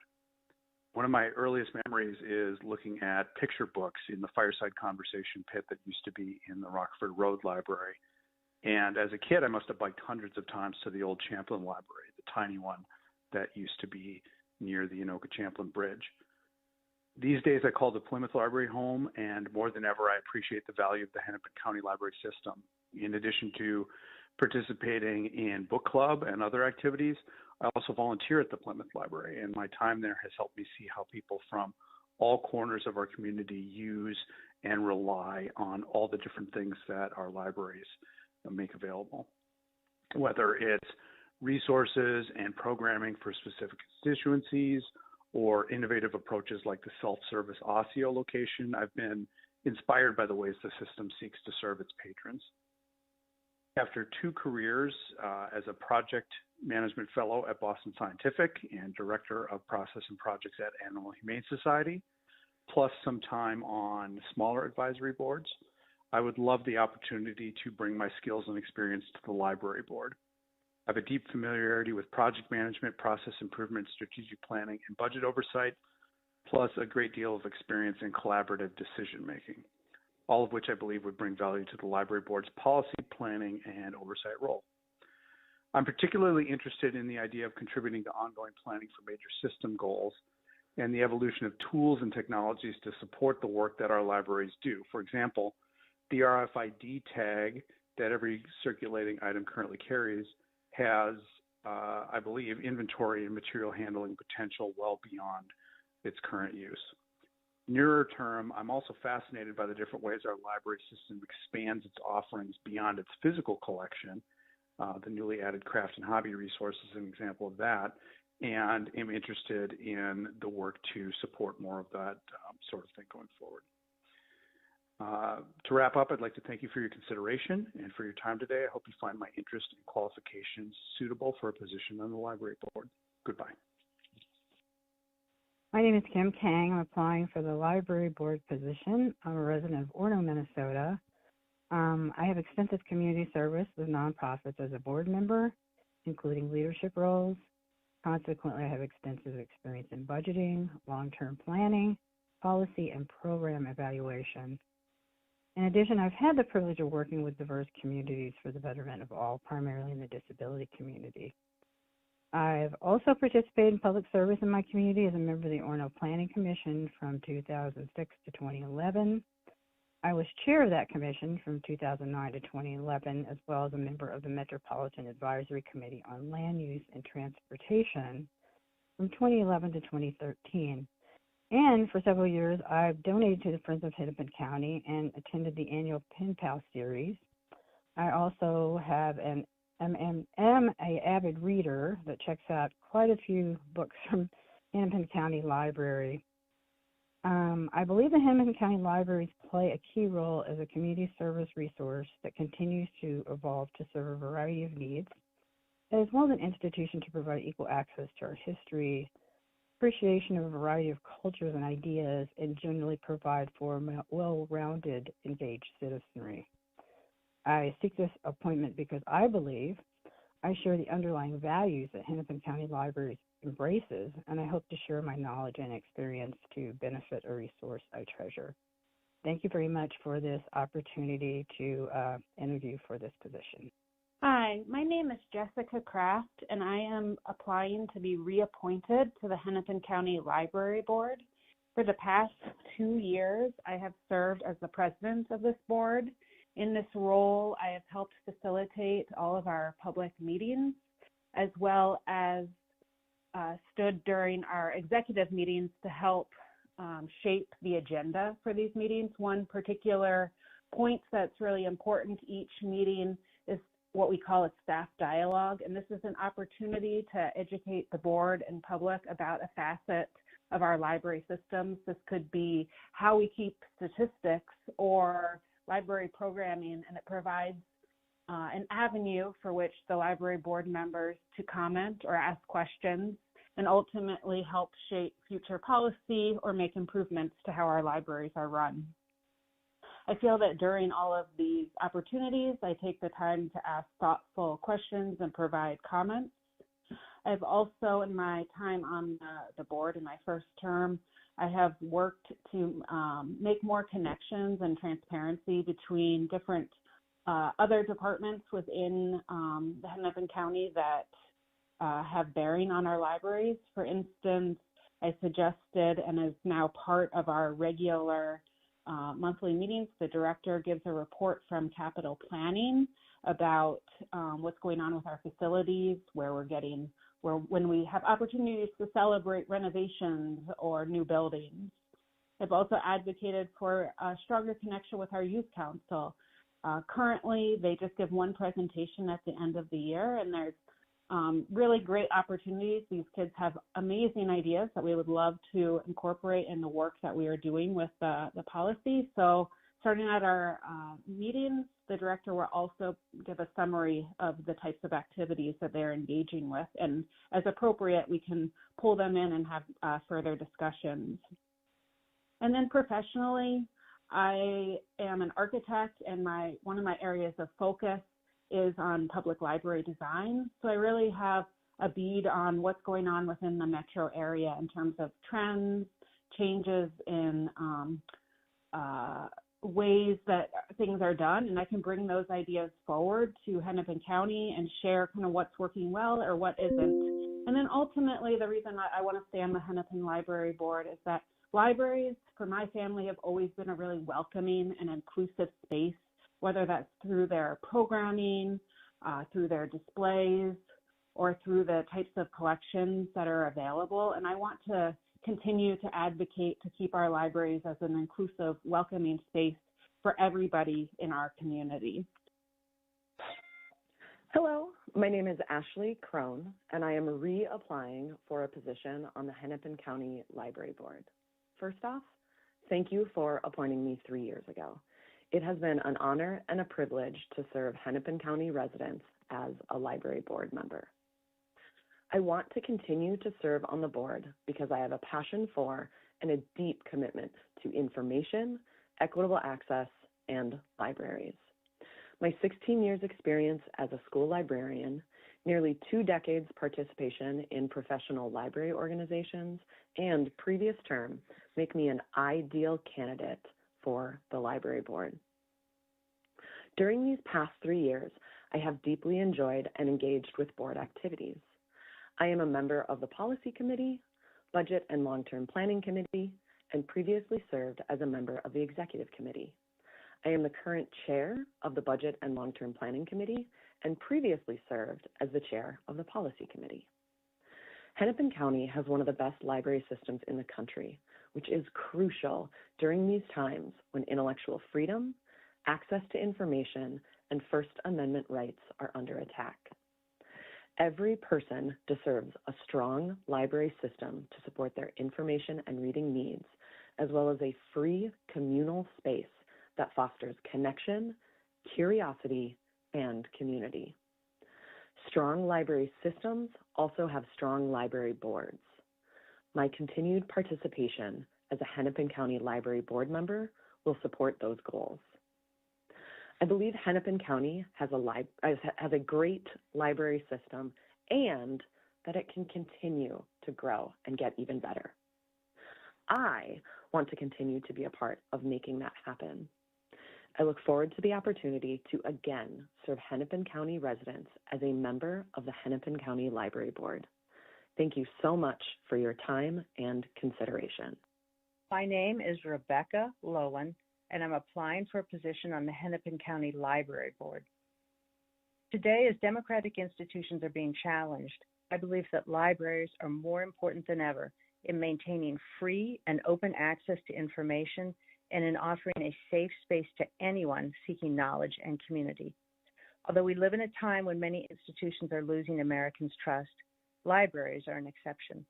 I would like to contribute as a member of the Library Board to maintaining that trust and to maintaining Hennepin County Library's commitment to upholding democratic traditions, including free access to a broad spectrum of ideas. My qualifications for this position are the following. I teach history at Metropolitan State University. Our students reflect the adult population of the metropolitan area in their social and cultural backgrounds. My goals as their teacher are aligned with those of the Hennepin County Library System, sharing with them a broad range of ideas and opinions, creating a safe and inclusive space for them to explore these ideas, and supporting them in achieving their objectives and gaining the information that they seek. I have a PhD in history and have considerable experience doing research in libraries, including archival collections. I would thus be able to help evaluate library holdings if needed. I have served in numerous volunteer capacities in my 26 years living in Hennepin County. To name a few, I served on the board of a nonprofit based in North Minneapolis, founded by Mary Johnson in the wake of her son's murder, and committed to fostering forgiveness and community between victims and perpetrators of gun violence. I worked on numerous PTA committees when my children were younger, including creating and running a reading incentives program with another mother. And I volunteer at the Wildlife Rehabilitation Center of Minnesota, helping care for animals. I believe in serving the community, and I know the commitment of time and energy this requires. I am also the parent of young adult children. They were once avid readers who visited our local library weekly, but they now rarely read a book unless it is required by a teacher. I am thus fully aware of the challenge libraries face seeking to re-engage patrons who have drifted away, and I am deeply interested in finding ways to meet it. Finally, I was once an immigrant, not to the United States, but to Norway, where my multiracial interfaith family lived for several years. As such, I am aware of some of the obstacles that immigrants face, including finding essential information, coping with a new language, and seeking to feel welcomed and accepted. And I believe libraries can play an important role in helping meet these challenges. Thank you for your consideration, and I hope to hear from you. Hello, my name is Brittany Mitchell-Michael, and I'm applying for appointment to the Hennepin County Library Board. I understand this recording will be played during a public administration, operations, and budget committee meeting, and I appreciate the opportunity to introduce myself. I'm a Hennepin County resident, a practicing attorney, and a committed library patron. I've had a lifelong love of libraries. I am an avid reader, and now I'm raising an avid reader too, which has made the library feel even more essential in our daily lives. To me, libraries are not only gateways to books and learning, they're also places of community, welcoming public spaces where people can gather, connect, and feel a sense of belonging, whether they're students, job seekers, families, seniors, or neighbors looking for a safe and shared space. Over the past year, while our neighborhood library has been under construction, my 8-year-old daughter and I have enthusiastically participated in the library passport program, working our way through visits to every library in the Hennepin County system. Those visits have been a genuine joy for our family. Experiencing the diversity of the various branches has deepened my appreciation for how intentionally each library reflects and serves its surrounding community. Our regular library visits are among the most cherished routines in our family life, and I see firsthand how welcoming public spaces, rich collections, and thoughtful programming foster curiosity, connection, and a sense of belonging for all for people of all ages. Professionally, I'm a partner at Pachulski Singh Zealand Jones and work from home here in Minneapolis. I represent victims in complex bankruptcy proceedings, specializing in representing survivors of child sexual abuse. That work demands careful analysis of dense records, clear communication, and long-term strategic planning. It also requires collaboration across diverse stakeholder groups and a strong orientation toward fairness and accountability. I also have a strong public service and education background. In my pro bono work, I have assisted clients with immigration, Social Security, and housing matters. I have also previously taught legal writing to students at the University of Minnesota Law School. Prior to law school, I worked in the nonprofit sector in roles in information and project management, event planning, and general administration. My experience included small startup nonprofits and a global human rights organization. I also bring direct board governance experience. I have served on nonprofit boards, including the Immigrant Law Center of Minnesota, the Northeast Minneapolis Farmers Market, and Wesleyan University. Through that work, I've gained experience with board decision-making, policy development, and balancing mission-driven goals with fiscal responsibility. If appointed, I would bring an engaged, prepared, and collaborative approach to the. Hello, this is Mary Newstrom. I'm applying for the Hennepin County Library Board. And thank you for the opportunity to speak with you today. I'm a community educator with a background in psychology, adult learning, and volunteer leadership. I live in Minneapolis, and I've spent much of my career designing and leading programs that help people learn, connect, and engage meaningfully with their communities.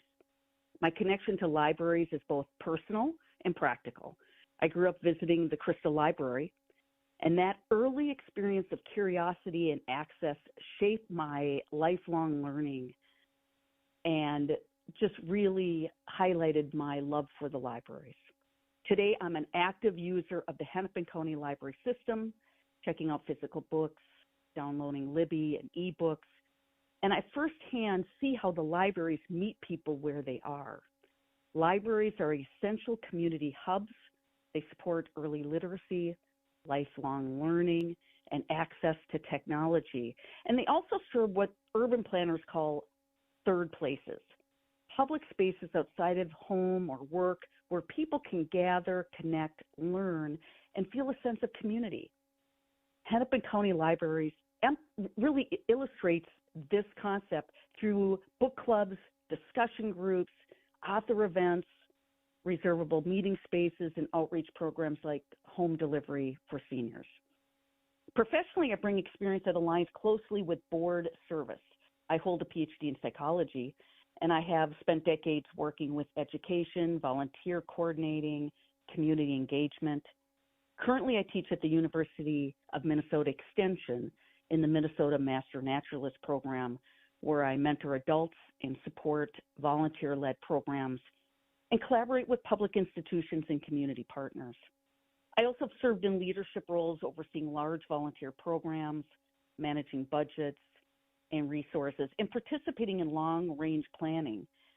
These experiences have prepared me to review complex information, ask thoughtful questions, and contribute constructively to policy, planning, and stewardship discussions.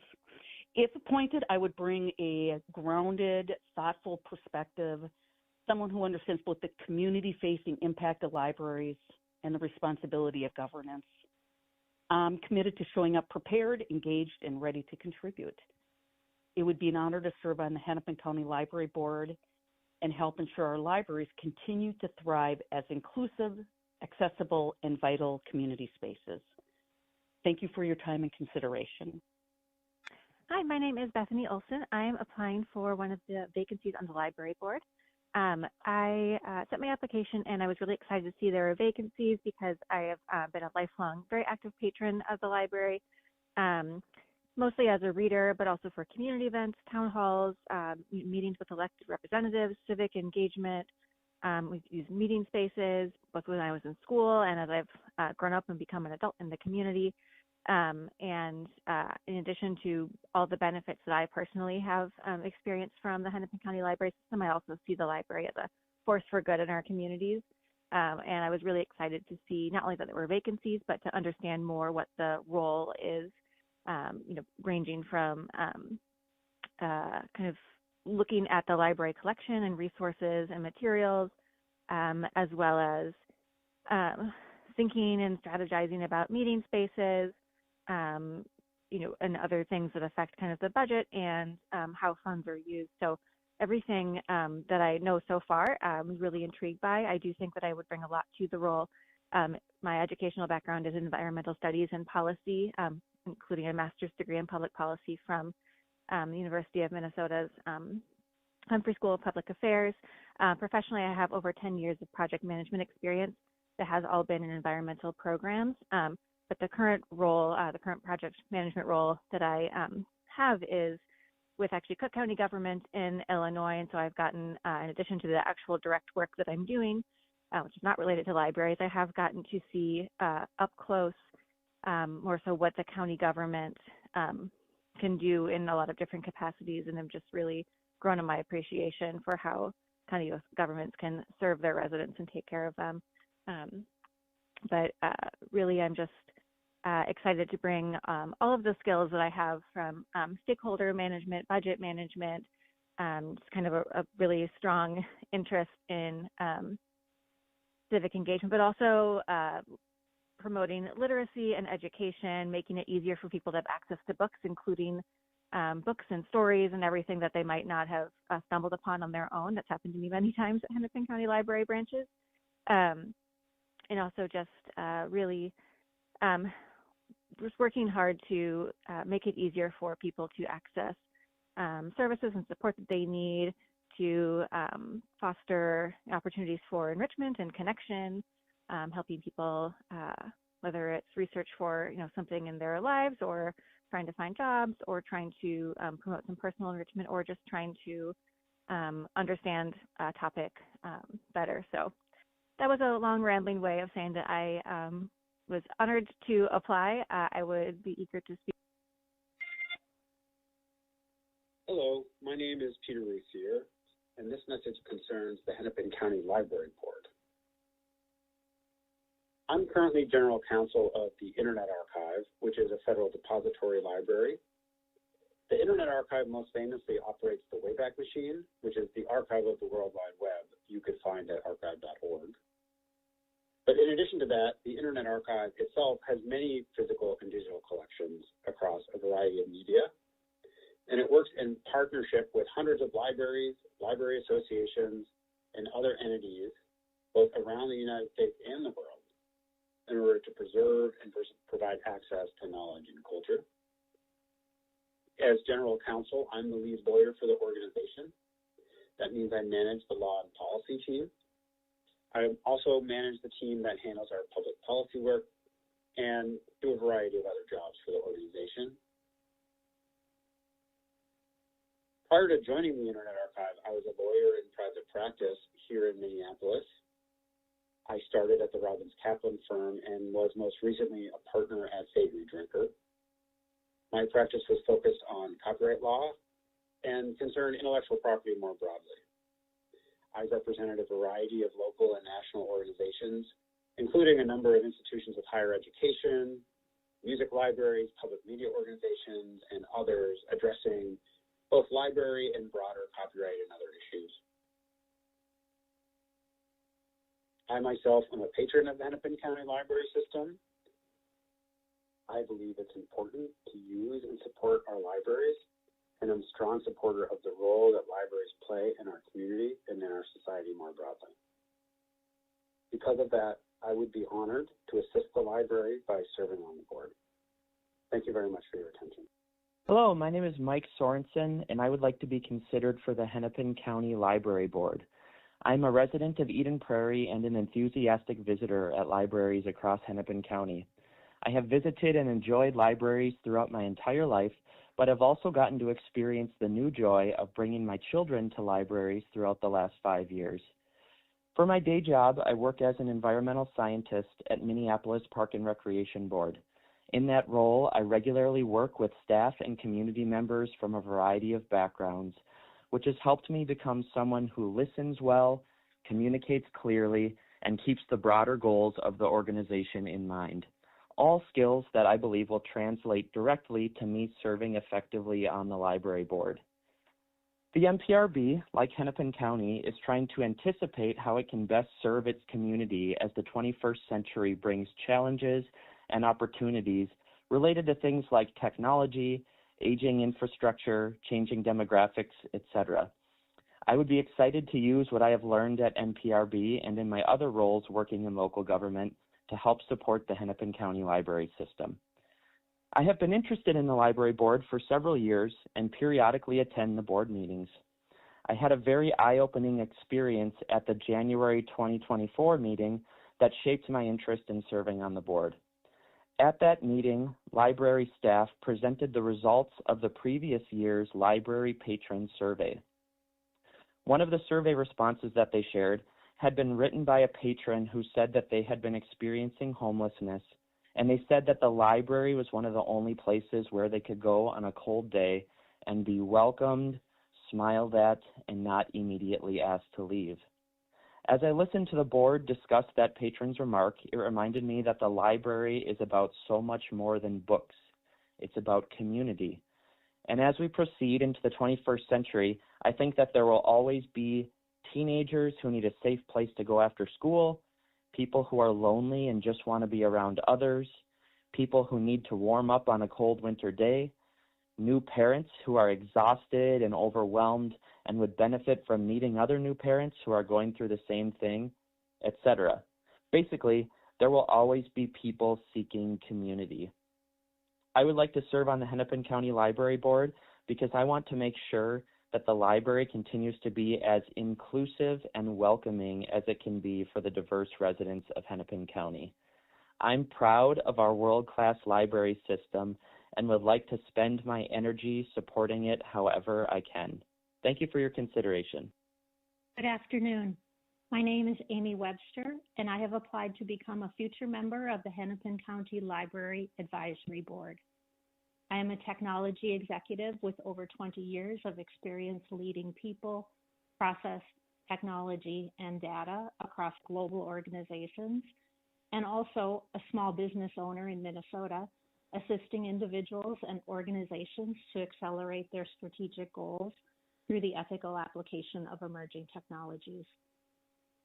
I'm a dedicated resident of Minnetrista, Minnesota, and am deeply committed to the success and continued vitality of Hennepin County.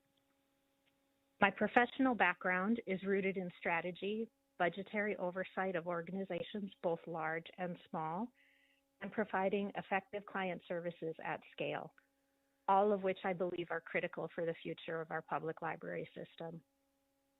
As an AI and data ethicist, speaker, and advocate for the responsible use of technology, I have a unique perspective on navigating the current ethical discussions and compliance frameworks necessary in today's new realities.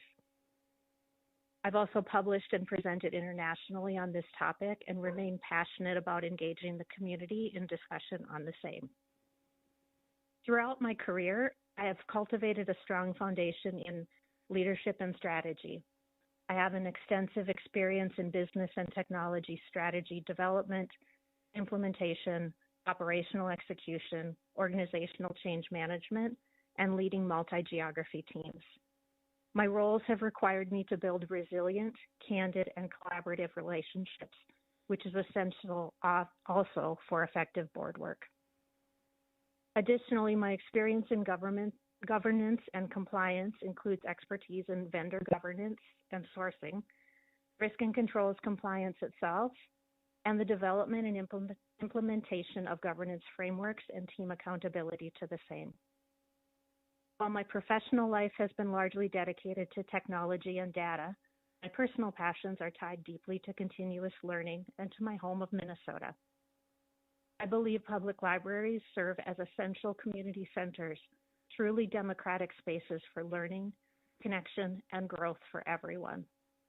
Our libraries provide an equal playing field for learning, access, and are critical enablers of community building and individual growth.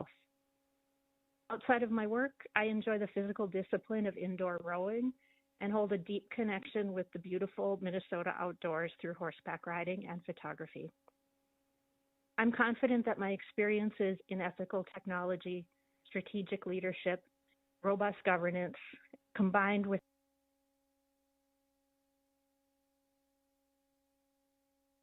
Greetings. My name is Preston Gackel, and I'm an applicant for the Race Equity Advisory Council as an at-large member.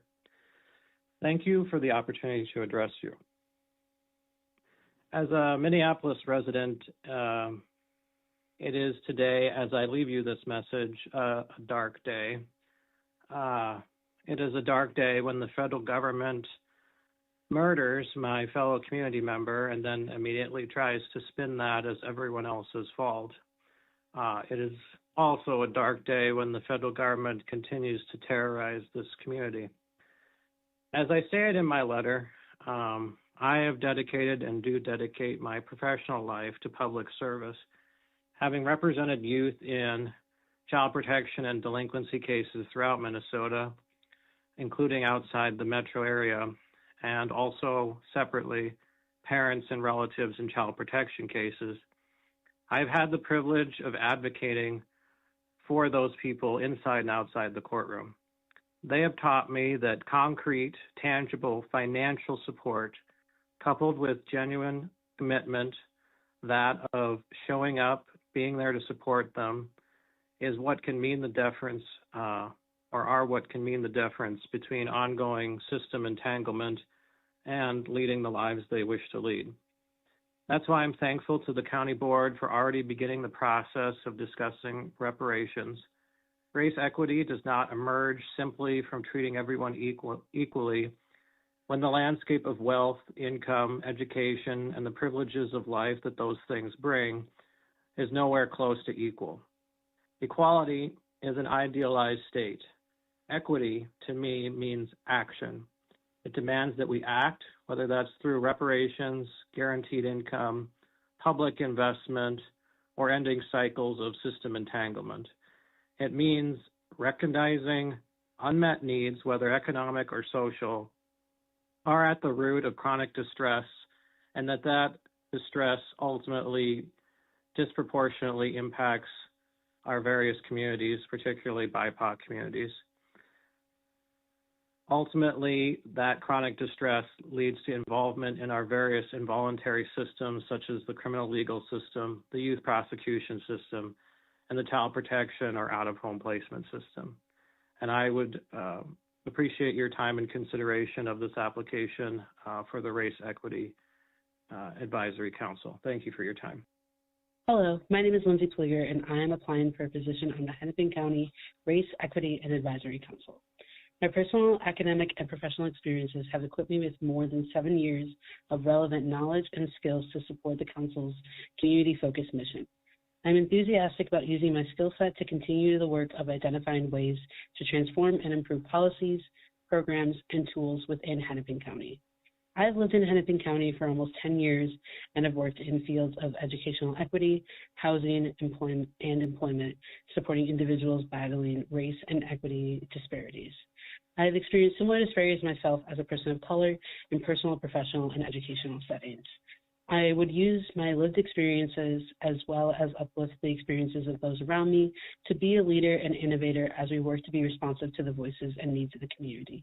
I look forward to the opportunity of collaboration through critical thinking and shaping policies and procedures alongside fellow council members. My master's degree in social work, specifically the anti-oppressive macro track, is a further asset to this work. I have gained skills in systems work and advocacy in a wide range of settings. This council and its committee does crucial work in examining and addressing race disparities in key areas focused on housing, employment, and mental health. So many Black, Indigenous, and people of color have been disproportionately affected and under-resourced in these areas, especially within the city of Minneapolis, where I live and have done most of my work. These are areas I hope to support using data-driven practices to provide actionable solutions to those directly affected by racial, ethnic, and wealth inequities. I have continuously sought ways to understand how systems can better support historically underrepresented individuals and communities to achieve their goals. I hope to bring my skills of program development, program management, and experience with a data-driven focus to the team. I have also provided my resume and cover letter for your review. Thank you so much for your time and consideration. Hi, my name is Calandra Revering. I am applying to the Race Equity Advisory Council. First, thank you for the opportunity to be considered and for the county's continued commitment to advancing racial equity across our systems in Hennepin County. I'm an attorney, entrepreneur, and community advocate with more than 20 years of experience working in the intersection of justice, equity, and in the community. My legal practice focuses on criminal defense, family law, and civil advocacy. My law office, we have a strong emphasis on serving youth, communities, and families that have historically been marginalized. Beyond my legal work, I lead and support community-based initiatives. I currently sit on one of the boards for MCCD, and I just joined the board for Phyllis Wheatley Community Center. Many of the initiatives that I work with focus on economic access, entrepreneurship, and equity in emerging communities. I often collaborate with nonprofits, local governments, and community organizations to help close opportunity gaps and build pathways to stability and success. I'm seeking appointment because I believe that equity must be operational and not aspirational. We don't move the needle simply by naming disparities. We move it by changing how decisions are made, how resources are allocated, and how accountability is measured. I think that I would be an asset to the Race Equity Council.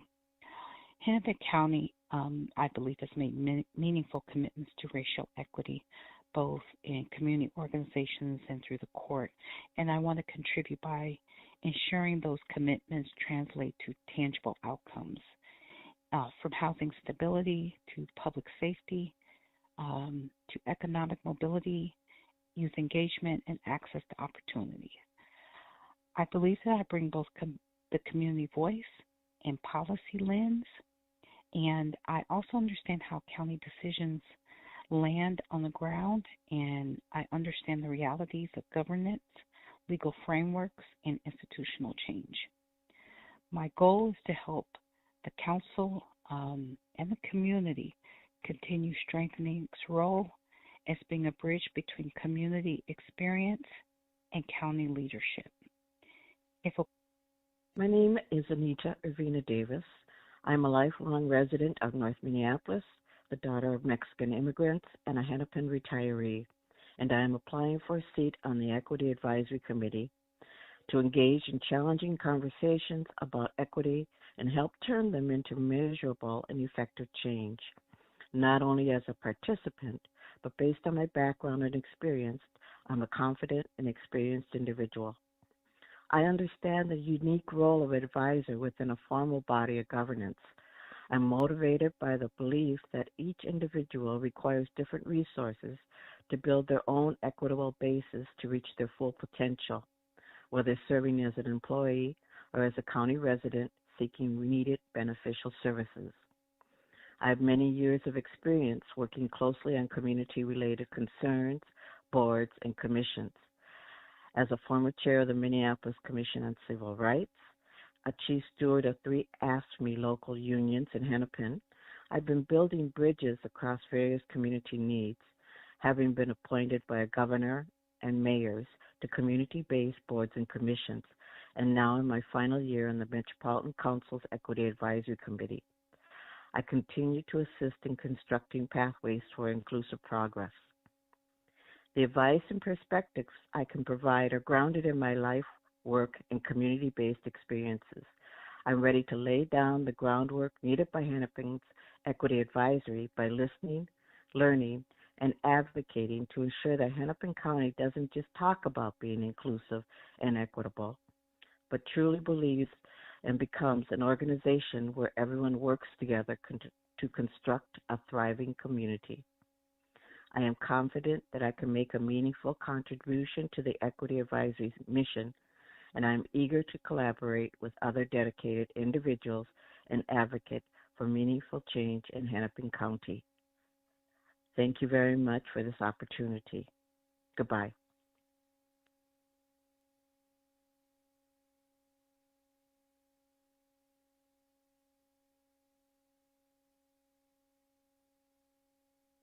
Thanks to everyone who applied, as I mentioned before, and we'll be making appointments over the next few weeks. So at this time, I'm going to entertain a motion to progress items 3A through 3I to the January 27th meeting of the County Board. So moved. Any discussion? Thank you, Madam Chair. Just a quick question. I wondered if this was I know it's not all the applicants, it's all the applicants who chose to interview, but Correct. It is the total number of interviews. So far, yes. Okay. If we have to go back out and advertise for a couple of those, which we might, there Yeah. could be another set of, but much smaller, of interviews. It caught my eye that there were a couple where I know that we hoped had for- nothing, I know. Yes, so and we have a new board that we have to just make sure that that gets up and filled with good people. So, more work to be done. Wonderful. Okay, all those in favor signify by aye. Aye. Motion carries. It is now 3:51, so let's be back at 4:01, 10-minute break, and we'll continue with item 4. I know everybody needs one. Thank you.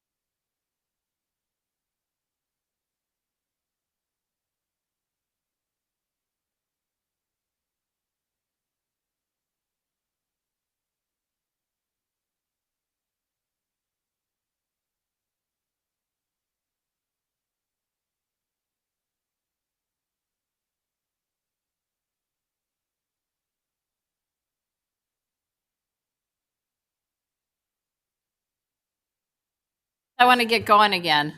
It's 1:04, if you don't mind. We can get to the dais here because we still got a lot of work to do. We do. We do. Thank you. Thank you, everyone. I think we all needed that break.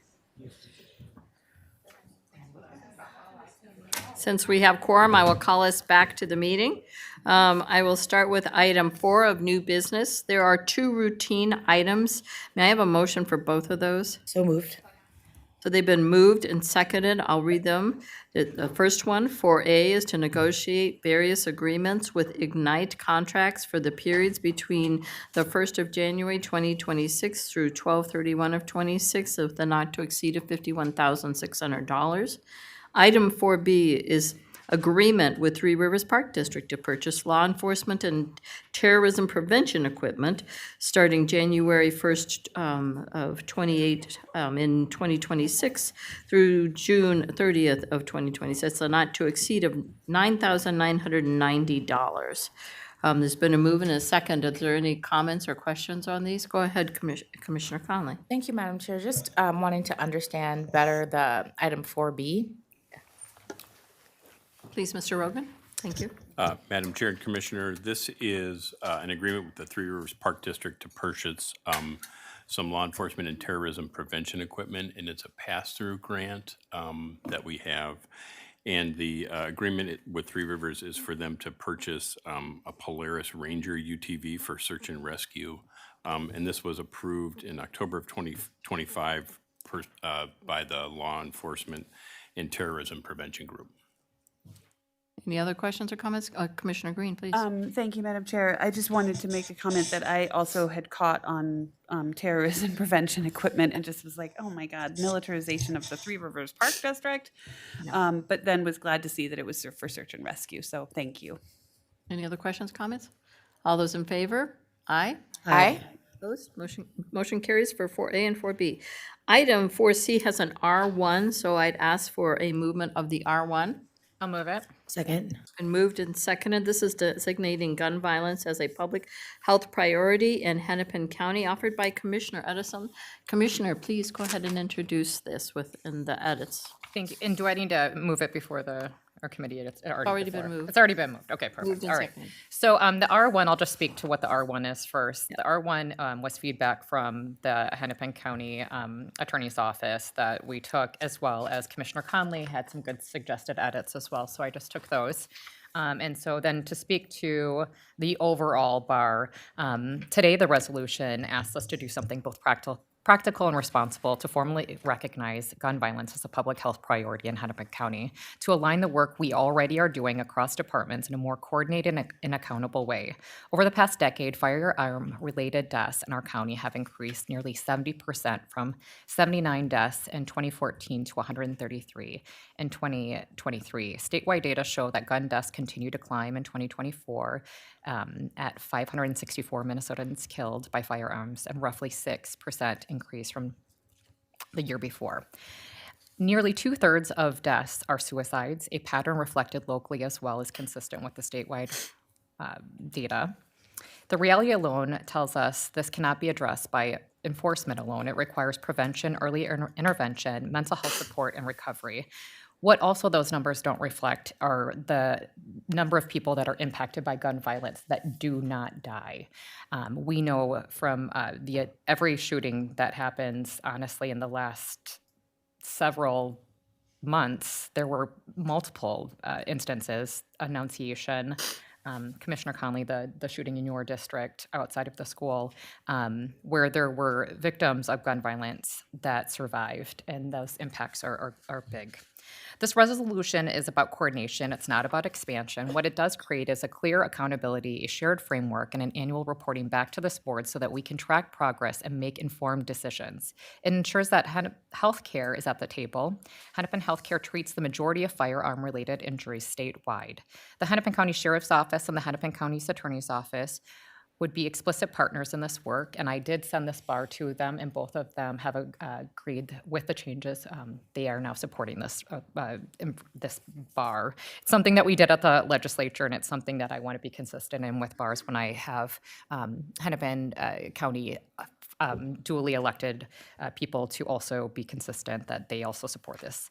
This bar is consistent with how we address other preventable causes of death, such as opioid overdoses, traffic fatalities, and infectious disease. Gun violence deserves the same sustained, data-driven public health response. And finally, this resolution sends a clear message to residents. We take gun violence seriously, we believe prevention saves lives, and we are committed to working across systems. With that, Madam Chair, I welcome my colleagues' input. Please, colleagues, would you like to go across? Go ahead, Commissioner Conley and then Commissioner Green. Thank you, Madam Chair. I just want to thank Commissioner Edelson for putting this together, for doing the due diligence of getting all involved in the creation of this.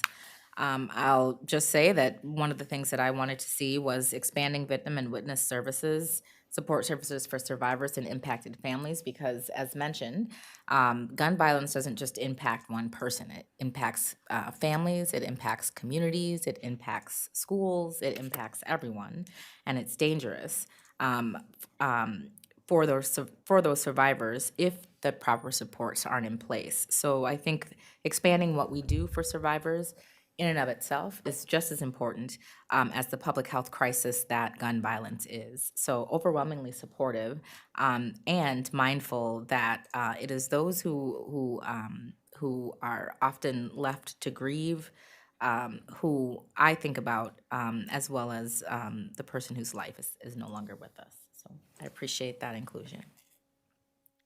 Commissioner Green.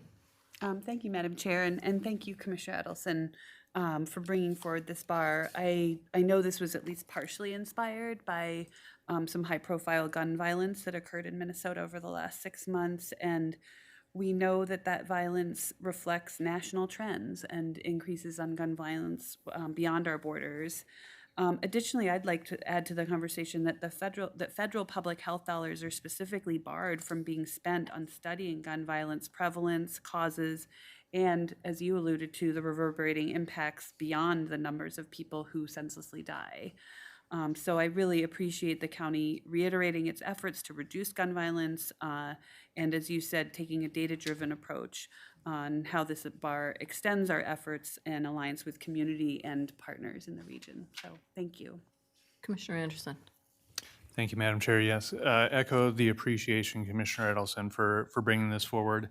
In addition to the comments that my colleagues have made on this, I also want to elevate the importance of looking at gun violence holistically, including suicide prevention and safe storage, to help prevent accidental deaths. 70% of gun deaths are suicides, and I think that's an important part of the conversation in looking at how we can keep people alive with the landscape that we have in guns in our societies.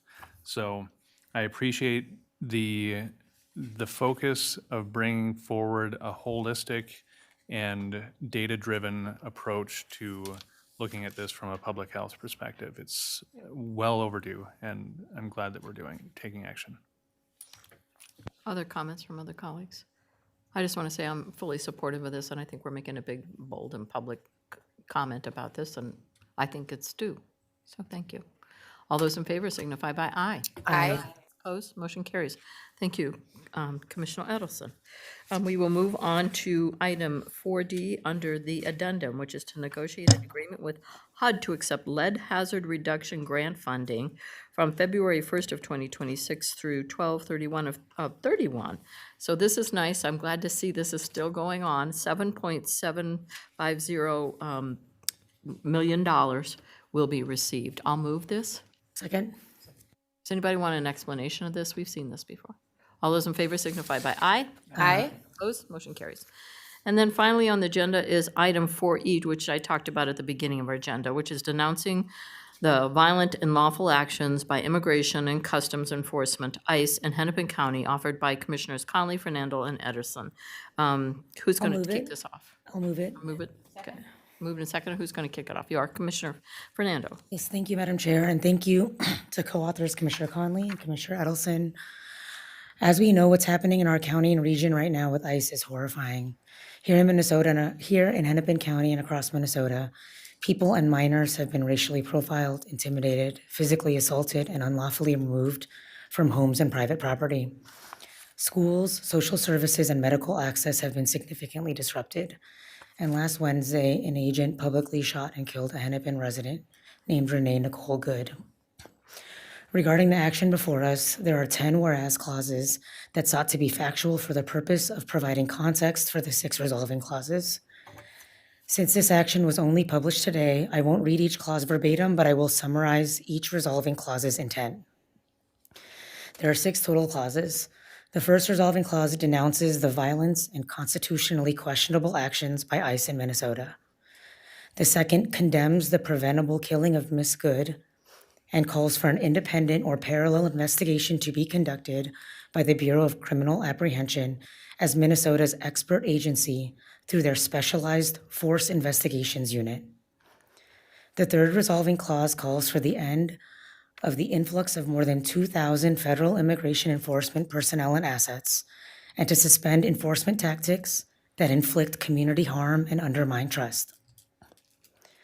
The fourth reaffirms support for staff and community and reaffirms Hennepin's commitment to person-centered services and trauma-informed care. The fifth clause reaffirms the county's policy regarding county properties, specifically how civil immigration enforcement is not an authorized use for our properties. The final resolving clause is the longest and has the greatest operational direction for county administration, directing the county administrator to establish a structured response with weekly updates to commissioners. This clause also outlines 7 specific outcomes expected, noting that this is intended to be the start of a process. Number 1, develop a cohesive communication strategy for the county workforce, subsidiaries, and partners. Number 2, establish a reporting mechanism for workers to report concerns that impact the safety, well-being, and rights of county clients, workers, partners, and residents. Number 3, further review policies and procedures to protect the safety, well-being, and rights of clients, workers, partners, and residents. Number 4, aggregate federal orders that the county and its subsidiaries have received to develop strategies that balance organizational compliance with worker and resident safety. Number 5, updates on county impacts of Operation Metro Surge to the congressional delegation.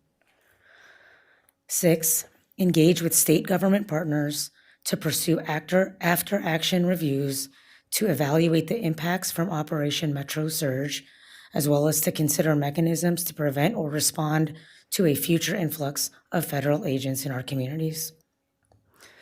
Number 7, engage directly with local government partners to ensure open and regular lines of communication, increase quantifiable understanding of workforce impacts and service disruptions, and explore potential alignment for joint or coordinated work. Thank you, Madam Chair. I'm sure my co-authors would like to speak, and I look forward to the discussion. Please, Commissioner Conley. Thank you, Madam Chair. I want to give some perspective from my neighborhood. So I live 6 blocks away from 34th in Portland. I live 3 blocks away from 38th in Chicago. My neighborhood did not have a chance to heal within the last 5 years. And so now my neighborhood is experiencing re-traumatization. I want to first thank our COPES team, our Leah Kaiser and Ms. Deputy Administrator Murphy, all of whom wrapped around the community who asked for immediate response. We are not okay. We witnessed murder twice in 5 years, state-sanctioned violence. So I want to be very clear that I learned several years ago to take my anger and my frustration and my emotion and turn it into policy, strong policy that says what we're going to do. That's why you see 7 things that the county is committed to do that is actionable, that is what we have a responsibility to do for our residents. This to me is solid, it's timely, and our residents deserve it. We have seen an unprecedented level of attack, these are my words, that we've never seen before. And a lot of it is illegal, a lot of it is unconstitutional, verified unconstitutional. A lot of people's rights are being violated. U.S. citizens are being pulled from their vehicles without even having the opportunity to put those vehicles in park. You have ICE agents going door to door. You have residents afraid to go to their doctor's appointments, afraid to go to the post office, afraid to show up to court, right? Afraid to just live or leave their homes. And when you have a situation like that, when you have an occupation of a federal regime in your backyard, lots of them, thousands of them, and you're afraid to leave, what does that say to us as policymakers in terms of our responsibility to say it's okay to go to your OB appointment? It's okay to go pick up your prenatal vitamins. It's safe for you to go to your regularly established appointments. But the reality is it's not, because you don't know who's going to rip you out of your car. These people are masked up. You can't identify them. They're violent, they're vulgar, and they are in our communities. We can't distinguish who they are. We just know that they're out. I got a text message from the school today saying that they are on a code yellow because ICE agents were spotted 5 blocks from my 13-year-old school and my 11-year-old school. I don't appreciate that. That makes me angry as a parent, that my school has to go on lockdown because of the egregious actions of the ICE officers in our community right now. The least we can do as a governing body is approve something like this that is actionable, solid, and addresses the issues that we are seeing every day on the news, that we are scrolling past on social media, that our kids are coming home from school and telling us about. The least we can do is do these 7 steps. Now, the background is solid. The resolving clauses are solid. The whereas clauses are solid. But there has to be steps and action to what it is that we do. And so I'll end there, but I want to say that this is strong. I'm appreciative of my colleagues for co-authoring this and for understanding the urgency that is needed right now in this moment. And it's up to us to take advantage of that urgency and move this. Thank you, Madam Chair. Commissioner Edelson. Thank you. I'll keep it brief. And I just want to thank Commissioner Conley and thank Commissioner Fernando for bringing this. Minnesota appears to be experiencing a disproportionate and politically charged enforcement activity in Minnesota. We have 2,000 immigration agents, and then we're hearing different numbers, but maybe another 1,000 that are coming today. What is happening right now in our state is honestly for the suburbs. It's not just the city, right? It's the suburbs too. In Edina, it was Jerry's. It was right on the border of Richfield. It was at Chipotle. Yeah. We're seeing it in the suburbs as well, and our kids are scared. To what Commissioner Conley was saying. Yesterday, I had spent all day calling legislative partners that were in the business community. During the pandemic, I helped open restaurants, and so I worked a lot with them, and I called Hospitality Minnesota and the leader there, and I talked to her, and how restaurants are being impacted are incredible. They're having to close restaurants. If people know anything about the finances of a restaurant, restaurants can't close for multiple days. Businesses will be lost, jobs will be lost. And if you look on the Department of Homeland Security's website, they say that they want to collect 100 million residents from the United States. Where are we gonna get those people? It's right now, even with the testimony that we heard during open public comment, what's happening at our hospital and what's happening with immigration officers at our hospital when they do not have a judicial warrant, they're not listening. I called the Hospital Association also yesterday to say, what are you doing to look at other hospitals? Because the reality is Hennepin County alone cannot do this. I was glad, but they're still working on it. So they're meeting apparently today or tomorrow. It's just heads up. I don't know where Liz is. But AG Ellison bringing the lawsuit, that's great. But in Chicago, the Illinois AG brought a lawsuit. It was not that long ago for Operation Midway Blitz. And they're still dealing with some of the repercussions of what happened there. So all of the little things, I think people right now they don't know what they can do, but what's happening here is not okay. And what's happening is politically motivated because people are Democrats, and that's not how governments work. When people call our offices, we don't care if they're Democrats or Republicans. We help people. When states need help, you help them, whether a Democratic state or a Republican state. So with this, I'm very supportive. Thank you. Other colleagues like to comment? A question. Commissioner Green? Thank you, Madam Chair, and thank you, Commissioners Conley, Fernando, and Edelson for bringing this forward to us. Commissioner Conley, I wrote down the phrase that you used, state-sanctioned violence, and just wanted to sit with that for a second.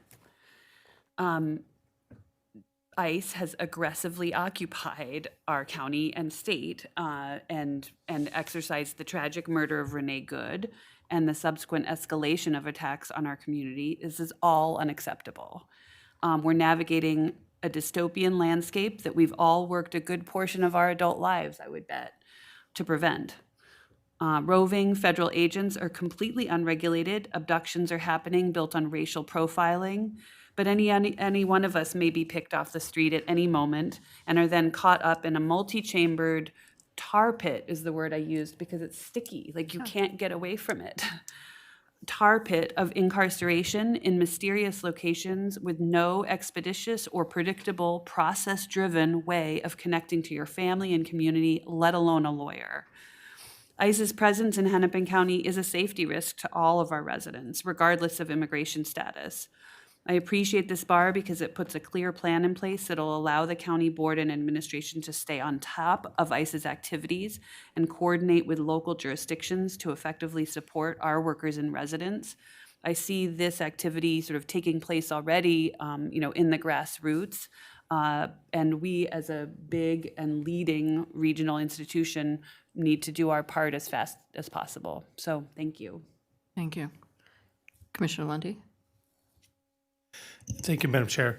I just want to reiterate, people have spoken eloquently, is that, in my district, about 22%, 23% is foreign born. Is they're picking up people who are American citizens and hauling them away, which last time I checked is not something that this country ever operates on. And certainly people who are not American citizens have rights as well. And so when people are saying that they're only taking criminals, they're not. There was a Liberian kid who was picked up, American citizen, who happens to be a Liberian, and disappeared for 4 hours. No one knows where they are.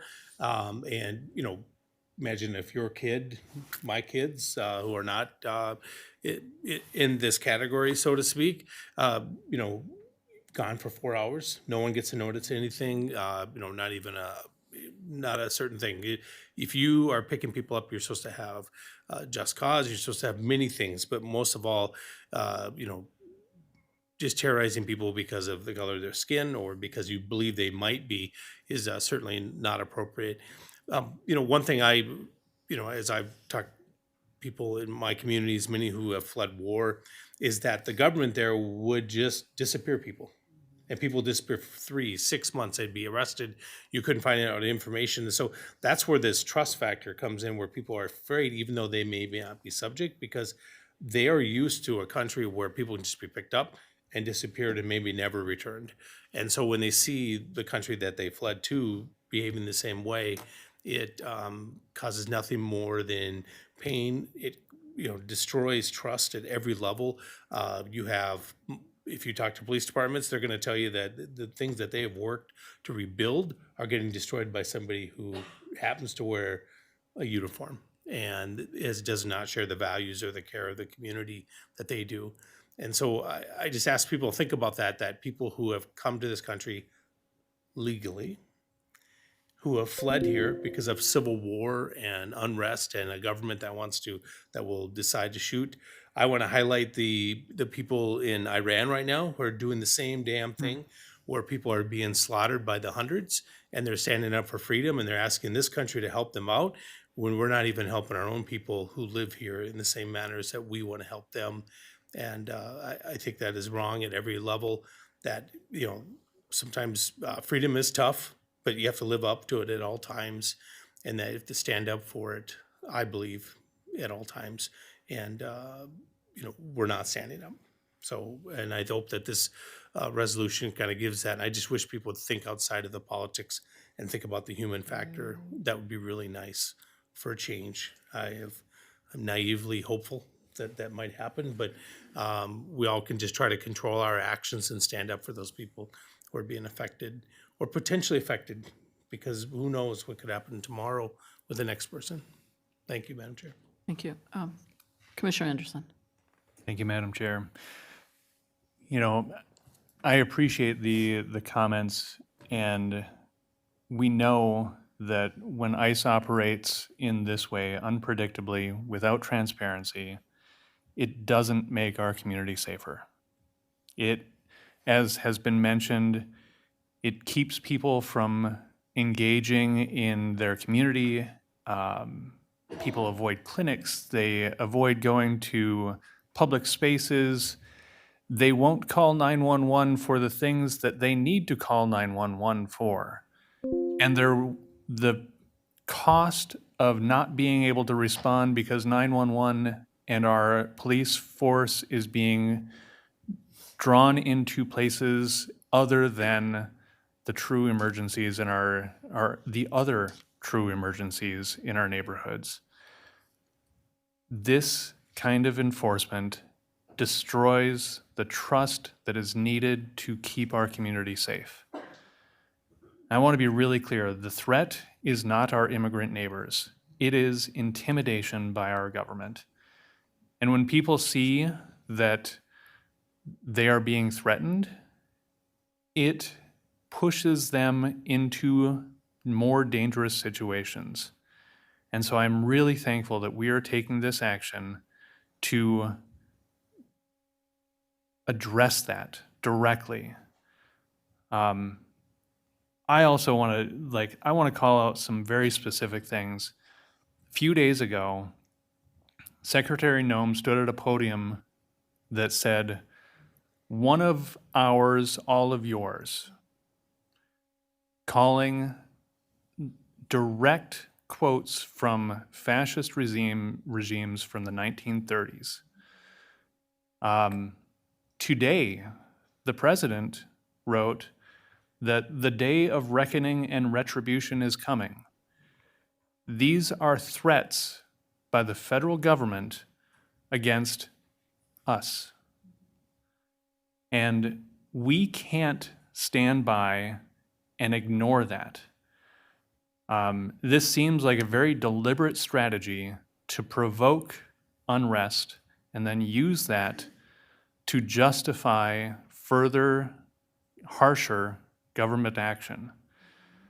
Our role is to protect our residents, document everything that happens so that we can keep our communities safe.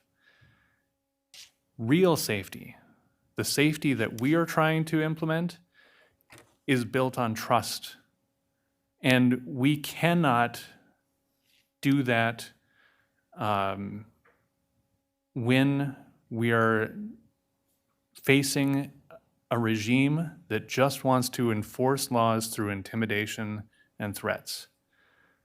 And we need to hold on to our values, and so I'm really appreciative of you three bringing this forward so that we can continue to operationalize what we need to in Hennepin County to keep our residents safe. Thank you. Thank you. You know, I feel very strongly about this too, because we're being occupied by hostile forces from our own federal government. You know, you said it very well too, state-sanctioned violence. It's the same thing. I see it that way. And our federal government is lying to us. They're lying to us about Renee Good and what happened to her, right? And they're really distorting facts, even though everybody can see it on many, many videos that show what happened and how these cowboys are not well trained out there acting the way they are, in ways that are unsafe for them, but also unsafe for every other person in there, and not just the person that they shot, but the people who were bystanders there that could have been collateral damage. You know, one of the things that happened is they're leaving our children at home without parents In Richfield, 3 young kids were left in the home alone because both their parents were taken out and there was no other thing. They are not calling services or anything like this. We're trying to track down those parents as a group of people, of neighbors out there, and trying to make sure these kids are taken care of. Businesses are closing. Our schools are in lockdown. A lot of them are. Richfield was in lockdown too. We had ICE agents in the parking lot there.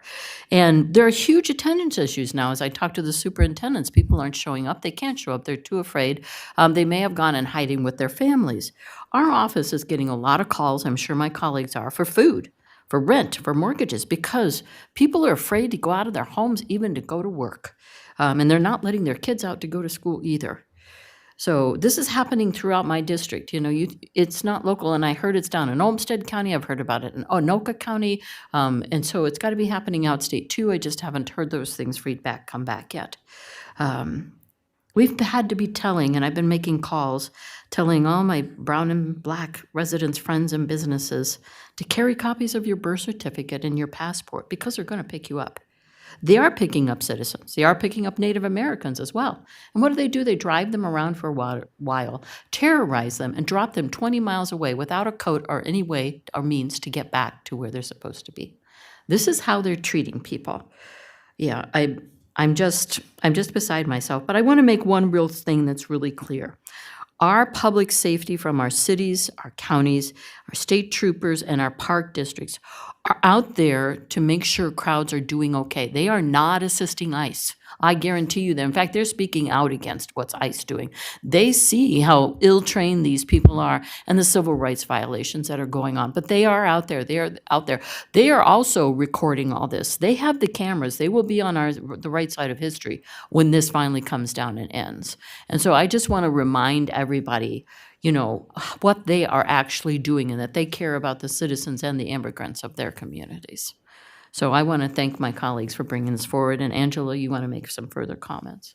I do, Madam Chair. Thank you. I want to close with this, and that's that the immense stress that our residents are under right now has devastating impacts to their physical health.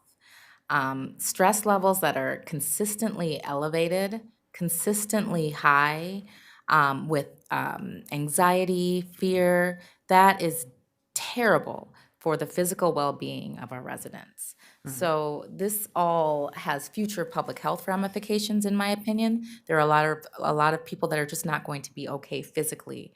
It contributes to heart disease. It contributes to a slew of physical ailments, this overwhelming high level of stress that just doesn't go away because of the attack that we're under right now. So I wanted to just conclude my statements by amplifying the health effects that our neighbors and our neighbors throughout the county are experiencing. It's severe deterioration of one's own physical health, mental health. And we need to be cognizant of that as the authority in this county to be responsible for the well-being of all of our residents. Thank you. Commissioner Fernando. Yes, thank you, Madam Chair. Just to that end, a collective breath, if possible, for this room, and just to speak directly to residents and workers, our neighbors and family members and kids for a moment. Thank you for your unrelenting courage, your compassionate caregiving, and a fierce resilience towards justice. I can't believe we're here again. Yeah. And how many times does this region need to be the center of national and international attention? And since we have been here before together, I invite us to resist the urge to give in to the numbness that comes with this type of attention, because numbing our pain might also numb our shared humanity, and it is only through the collective wisdom in our bodies and our ancestral storylines that we will get through to the other side of this. Together, we come from powerful, loving, and resourceful stories. Our cultures and ancestors have found ways to construct creativity from pain, joy from fear, and hope from oppression, and we will do so again today, because ultimately, I do believe that our shared humanity and love for one another will prevail, but that only occurs when we rise together, leading with integrity, caring for one another with dignity, and fighting for our shared humanity without apology. That means in the face of what we are experiencing, we must attempt to be brave together, speaking our truths and leading towards accountability and justice. So this is the start of an action. This is a longstanding commitment that the residents of Hennepin County and all who come and visit and spend time here in Minnesota, that there are many local leaders who are here with you, and we are honored to lead on your behalf. Thank you, Madam Chair. Any final thoughts, comments? All those in favor signify by aye. Aye. Aye. Motion carries. We are done with our agenda.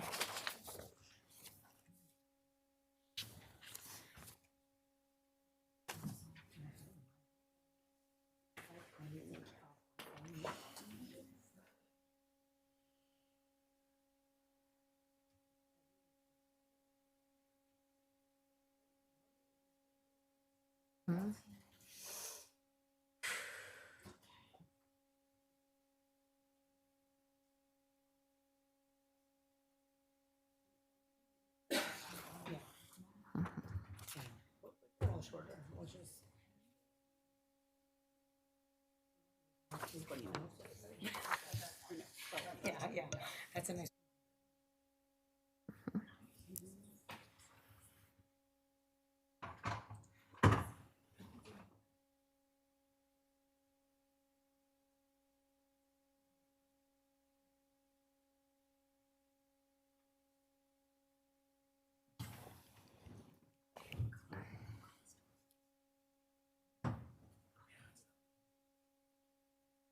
Good afternoon. I'll call to order the Health Committee on this Tuesday, January 13th, 2026. The first item of business on our agenda is to approve the minutes from the meeting held December 2nd. Is there a motion?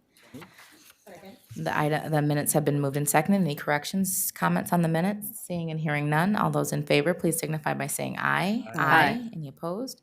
The minutes have passed. 2A, if there's a motion to bring that before us. So moved. It's been moved and seconded. 2A is an agreement with the Minnesota Department of Health to provide funding to North Point Health and Wellness Federally Qualified Health Center, FQHC, subsidy grant program. The dates on this are January 1st of 2026 through December 31st of 2026, with a receivable of just over $1.3 million. Deputy Murphy. Madam Chair, Commissioners, the funding would support my favorite health clinic in the state of Minnesota, the one that we own and operate. If you have any questions, we have North Point CEO, Ms. Kim Spates, here to present. Ms. Spates, would you like to provide an overview? Welcome.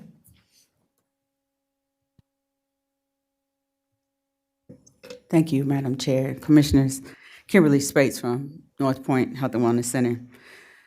So today, this agreement with the Minnesota Department of Health provides $1.3 million in funding for North Point to continue to provide services to low-income, underinsured, insured individuals. This year's award represents a significant increase of about $650,000 more than last year.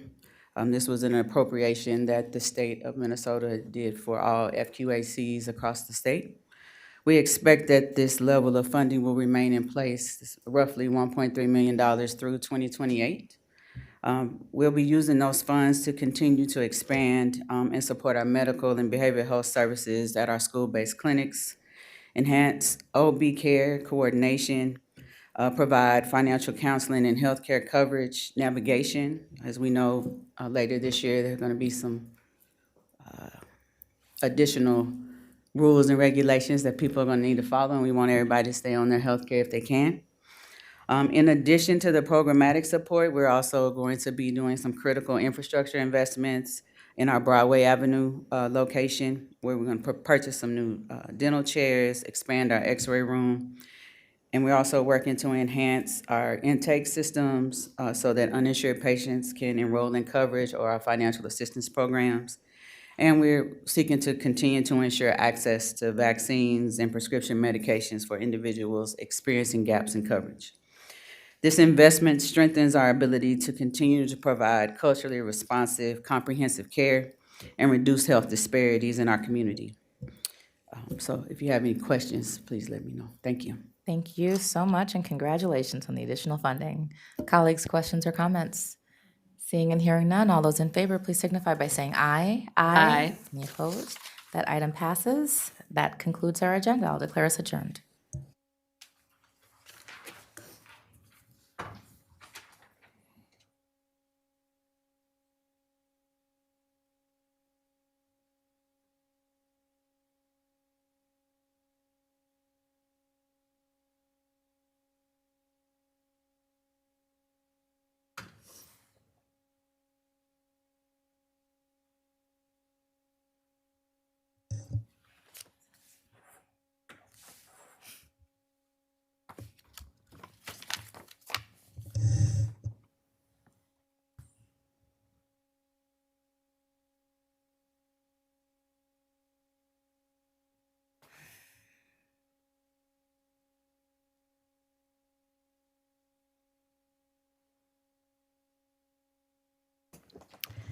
I will call to order the Human Services Committee. It's Tuesday, January 13th, and it is 4:42 p.m. I'm the Chair, Heather Edelson. Our first order of business is to approve the minutes from December 2nd. Move approval. Second. Thank you. It's been moved and seconded. All those in favor, please say aye. Aye.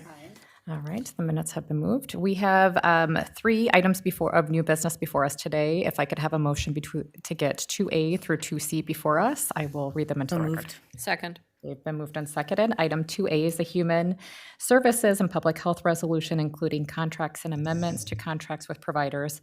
More information is outlined in the Human Services and Public Health Contract Report, numbered 2601. Item 2B is an amendment to an agreement with the Minnesota Department of Human Services to accept federal grant funding, well, that's nice, to provide services to refugee families receiving MFIP, extending the contract end date to September 30th, 2026, and increasing the receivable amount to $1,534,894. Item 2C is a joint powers agreement with the City of Minneapolis, accepting a grant from the city's general fund in the receivable amount of $1.27 million, we'll just go with that, for the shelter operations program during the period of January 1, 2026 through December 31st, 2026. Are there any questions on these items? There are not. All right, with that, being no further questions, we will move for a vote. All those in favor of approving items 2A through 2C, please say aye. Aye. Opposed? Motion carries, and that concludes the Human Services Committee. We are adjourned.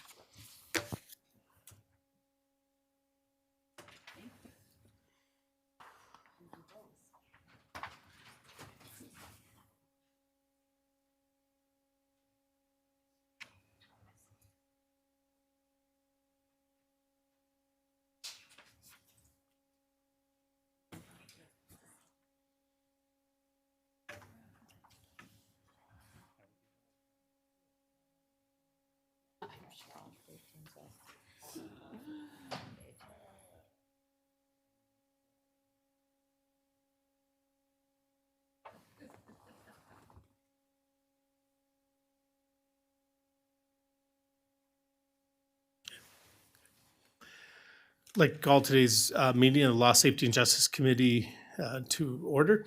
We have a few items. First up, we have 1A minutes from December 2nd. If I get a motion, a second. So moved. Second. We have a motion, a second. Any changes, corrections, addictions? Seeing none, all those in favor say aye. Aye. Opposed? Motion carries. We have 2 items. If I can get a motion, a second, I will batch 2A and 2B together. I'll move the block. Second. Okay, we have motion a second for both routine items. 2A is an amendment to agreement with Children's Law Center of Minnesota to provide legal representation to Hennepin County legacy youths, children whose parents' rights have been terminated due to abandonment, abuse, or neglect, ages 10 through 21, amending the term of the agreement to 3/1/24 to 2/29/28, and the not to exceed amount to $701,868. 2B is an amendment to agreement with Corner House Interagency Child Abuse Evaluation Center to conduct interviews of children and vulnerable adults involved in or witnessed abuse of or maltreatment, extend the end date 12/31/26 and increase not to exceed amount by $15,140 for a new total not to exceed of $40,647. Is there any request for information? Commissioner Anderson. Thank you, Mr. Chair. Not really a request for more information. I just wanted to highlight that these, thank you for the conversation and overview of this earlier. Wanted to highlight that these are an example of required services that the county is paying for that we need to provide to services. And so I just wanted to lift that up as part of the ongoing budget discussions that we're having. This is not an insignificant amount of money that we're spending on contracts that are vital to our community. So thank you. Thank you. Commissioner Green. Thank you, Mr. Chair. I wanted to highlight both of these contracts as with organizations where we have just had such long and excellent partnerships and great history. I remember when the Children's Law Center contract was new, actually, so hasn't been in place forever. But both of these organizations are just doing amazing work and work that really adds to what our objectives are for our community and region and young people. So thank you. Thank you. Any other questions or comments?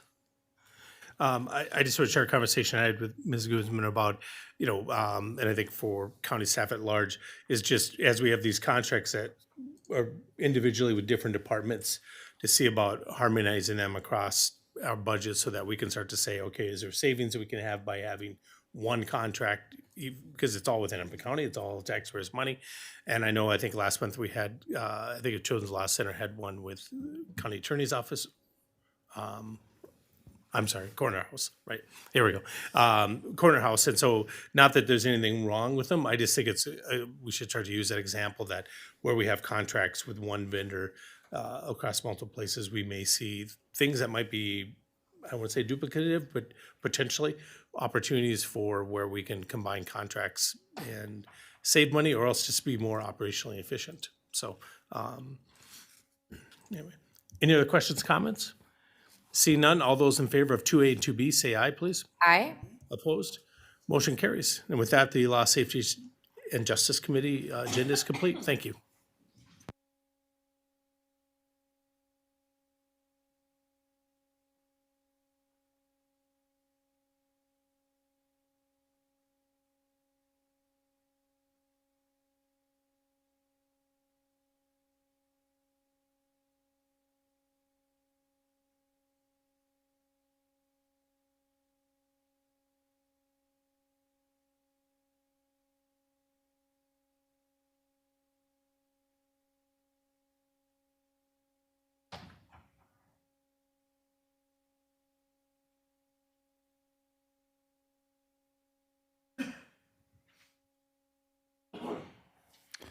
I will call to order our Public Works Committee for today. Our first item on the agenda is the approval of our December 2nd minutes. May I have a motion and a second? So moved. Second. I have a motion and a second. Any corrections or changes to the minutes? Seeing none, all those in favor say aye. Aye. Any opposed? The minutes are approved. We have 3 routine items, items 2A through 2C. If I could have a motion for the Move block. the block, Chair. Thank you. Second. Second. Item 2A is an agreement with Eden Prairie with the Hennepin County Regional Rail Authority for bridge number 27542, replacement along Pioneer Trail in Eden Prairie, an estimated receivable of $85,000. Item 2B is to negotiate an agreement with MnDOT for signal and accessibility upgrades on CASAS 61 with an estimated county cost of $260,000 in county bonds. That project's in Minnetonka. The item 2C is to negotiate an amendment to an agreement with MnDOT for signal and accessibility upgrades on CASAS 73, and with an increase to the estimated county cost of just over $320,000 in Minnetonka. Do my colleagues have any questions on these? It's all fairly routine. All those in favor say aye. Aye. Any opposed? Those 3 items are approved. We have 1 item for discussion. That's our Hennepin County 2025 prioritized bridge replacement list. I'll move this. May I have a second? Second. Thank you. Ms. Cerny. Chair Anderson, this request is for the approval of the Hennepin County's 2025 bridge priority list. MnDOT requires board approval of this list.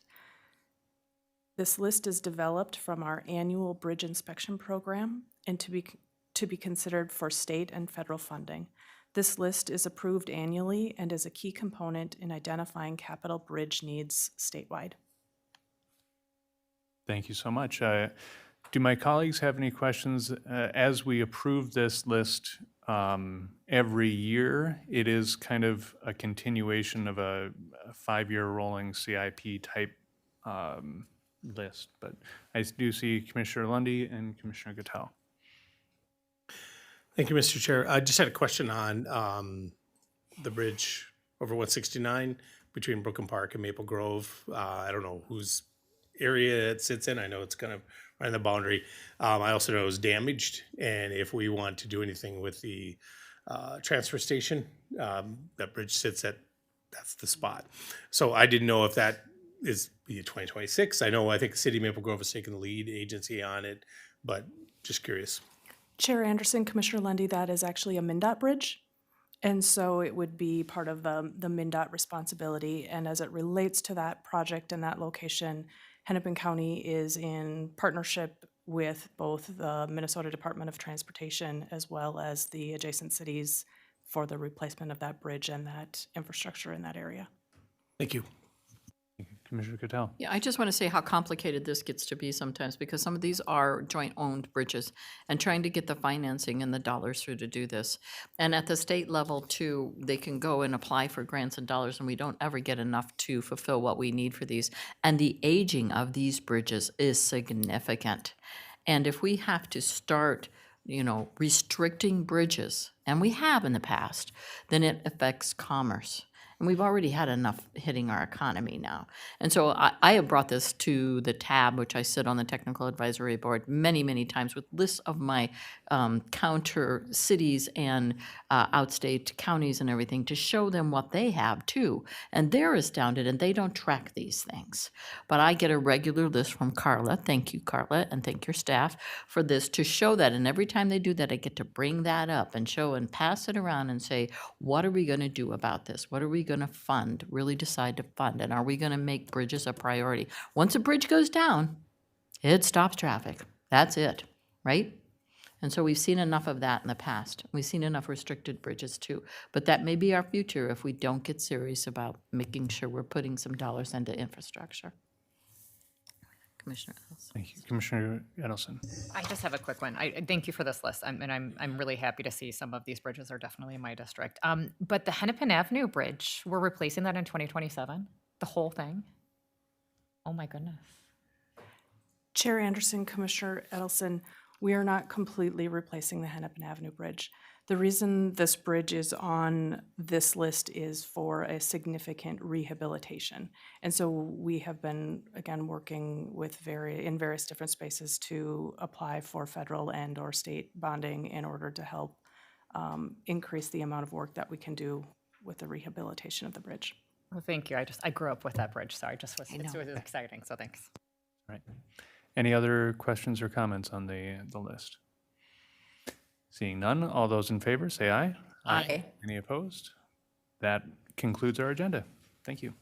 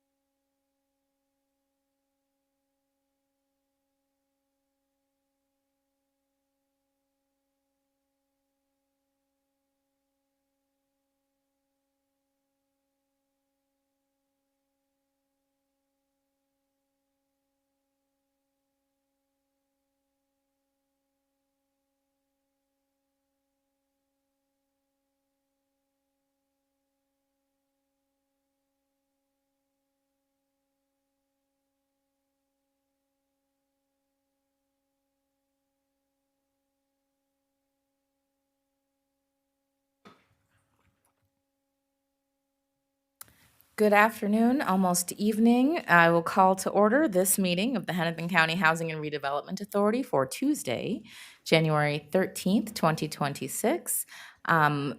Colleagues, today is our organizational meeting where we will set appointments for 2026. First, we'll take items 1 through 3 on the agenda. The first item of business is the approval of the agenda. So moved. Second. The agenda has been moved and seconded. All those in favor, please signify by saying aye. Aye. Any opposed? Agenda is set. Item 2A is the minutes from the previous meeting, which was held December 11th, 2025. Is there a motion to approve? Move approval. Item has been moved and seconded. Any corrections or comments on the minutes? Seeing and hearing none. All those in favor, please signify by saying aye. Aye. Any opposed? The minutes have passed. Item 3 is the claims register, of which we have none. And so that brings us to item 4A on our agenda, which sets the 2026 organizational structure for the Hennepin County Housing and Redevelopment Authority. Officer positions include chair, vice chair, secretary, and treasurer. So at this time, Madam Chair? Yes. May I nominate you for chair again? I have been nominated as chair. And there's a second. Are there any other nominations? Any other nominations? I have been nominated as chair. I very much enjoy this work. All those in favor, please signify by saying aye. Aye.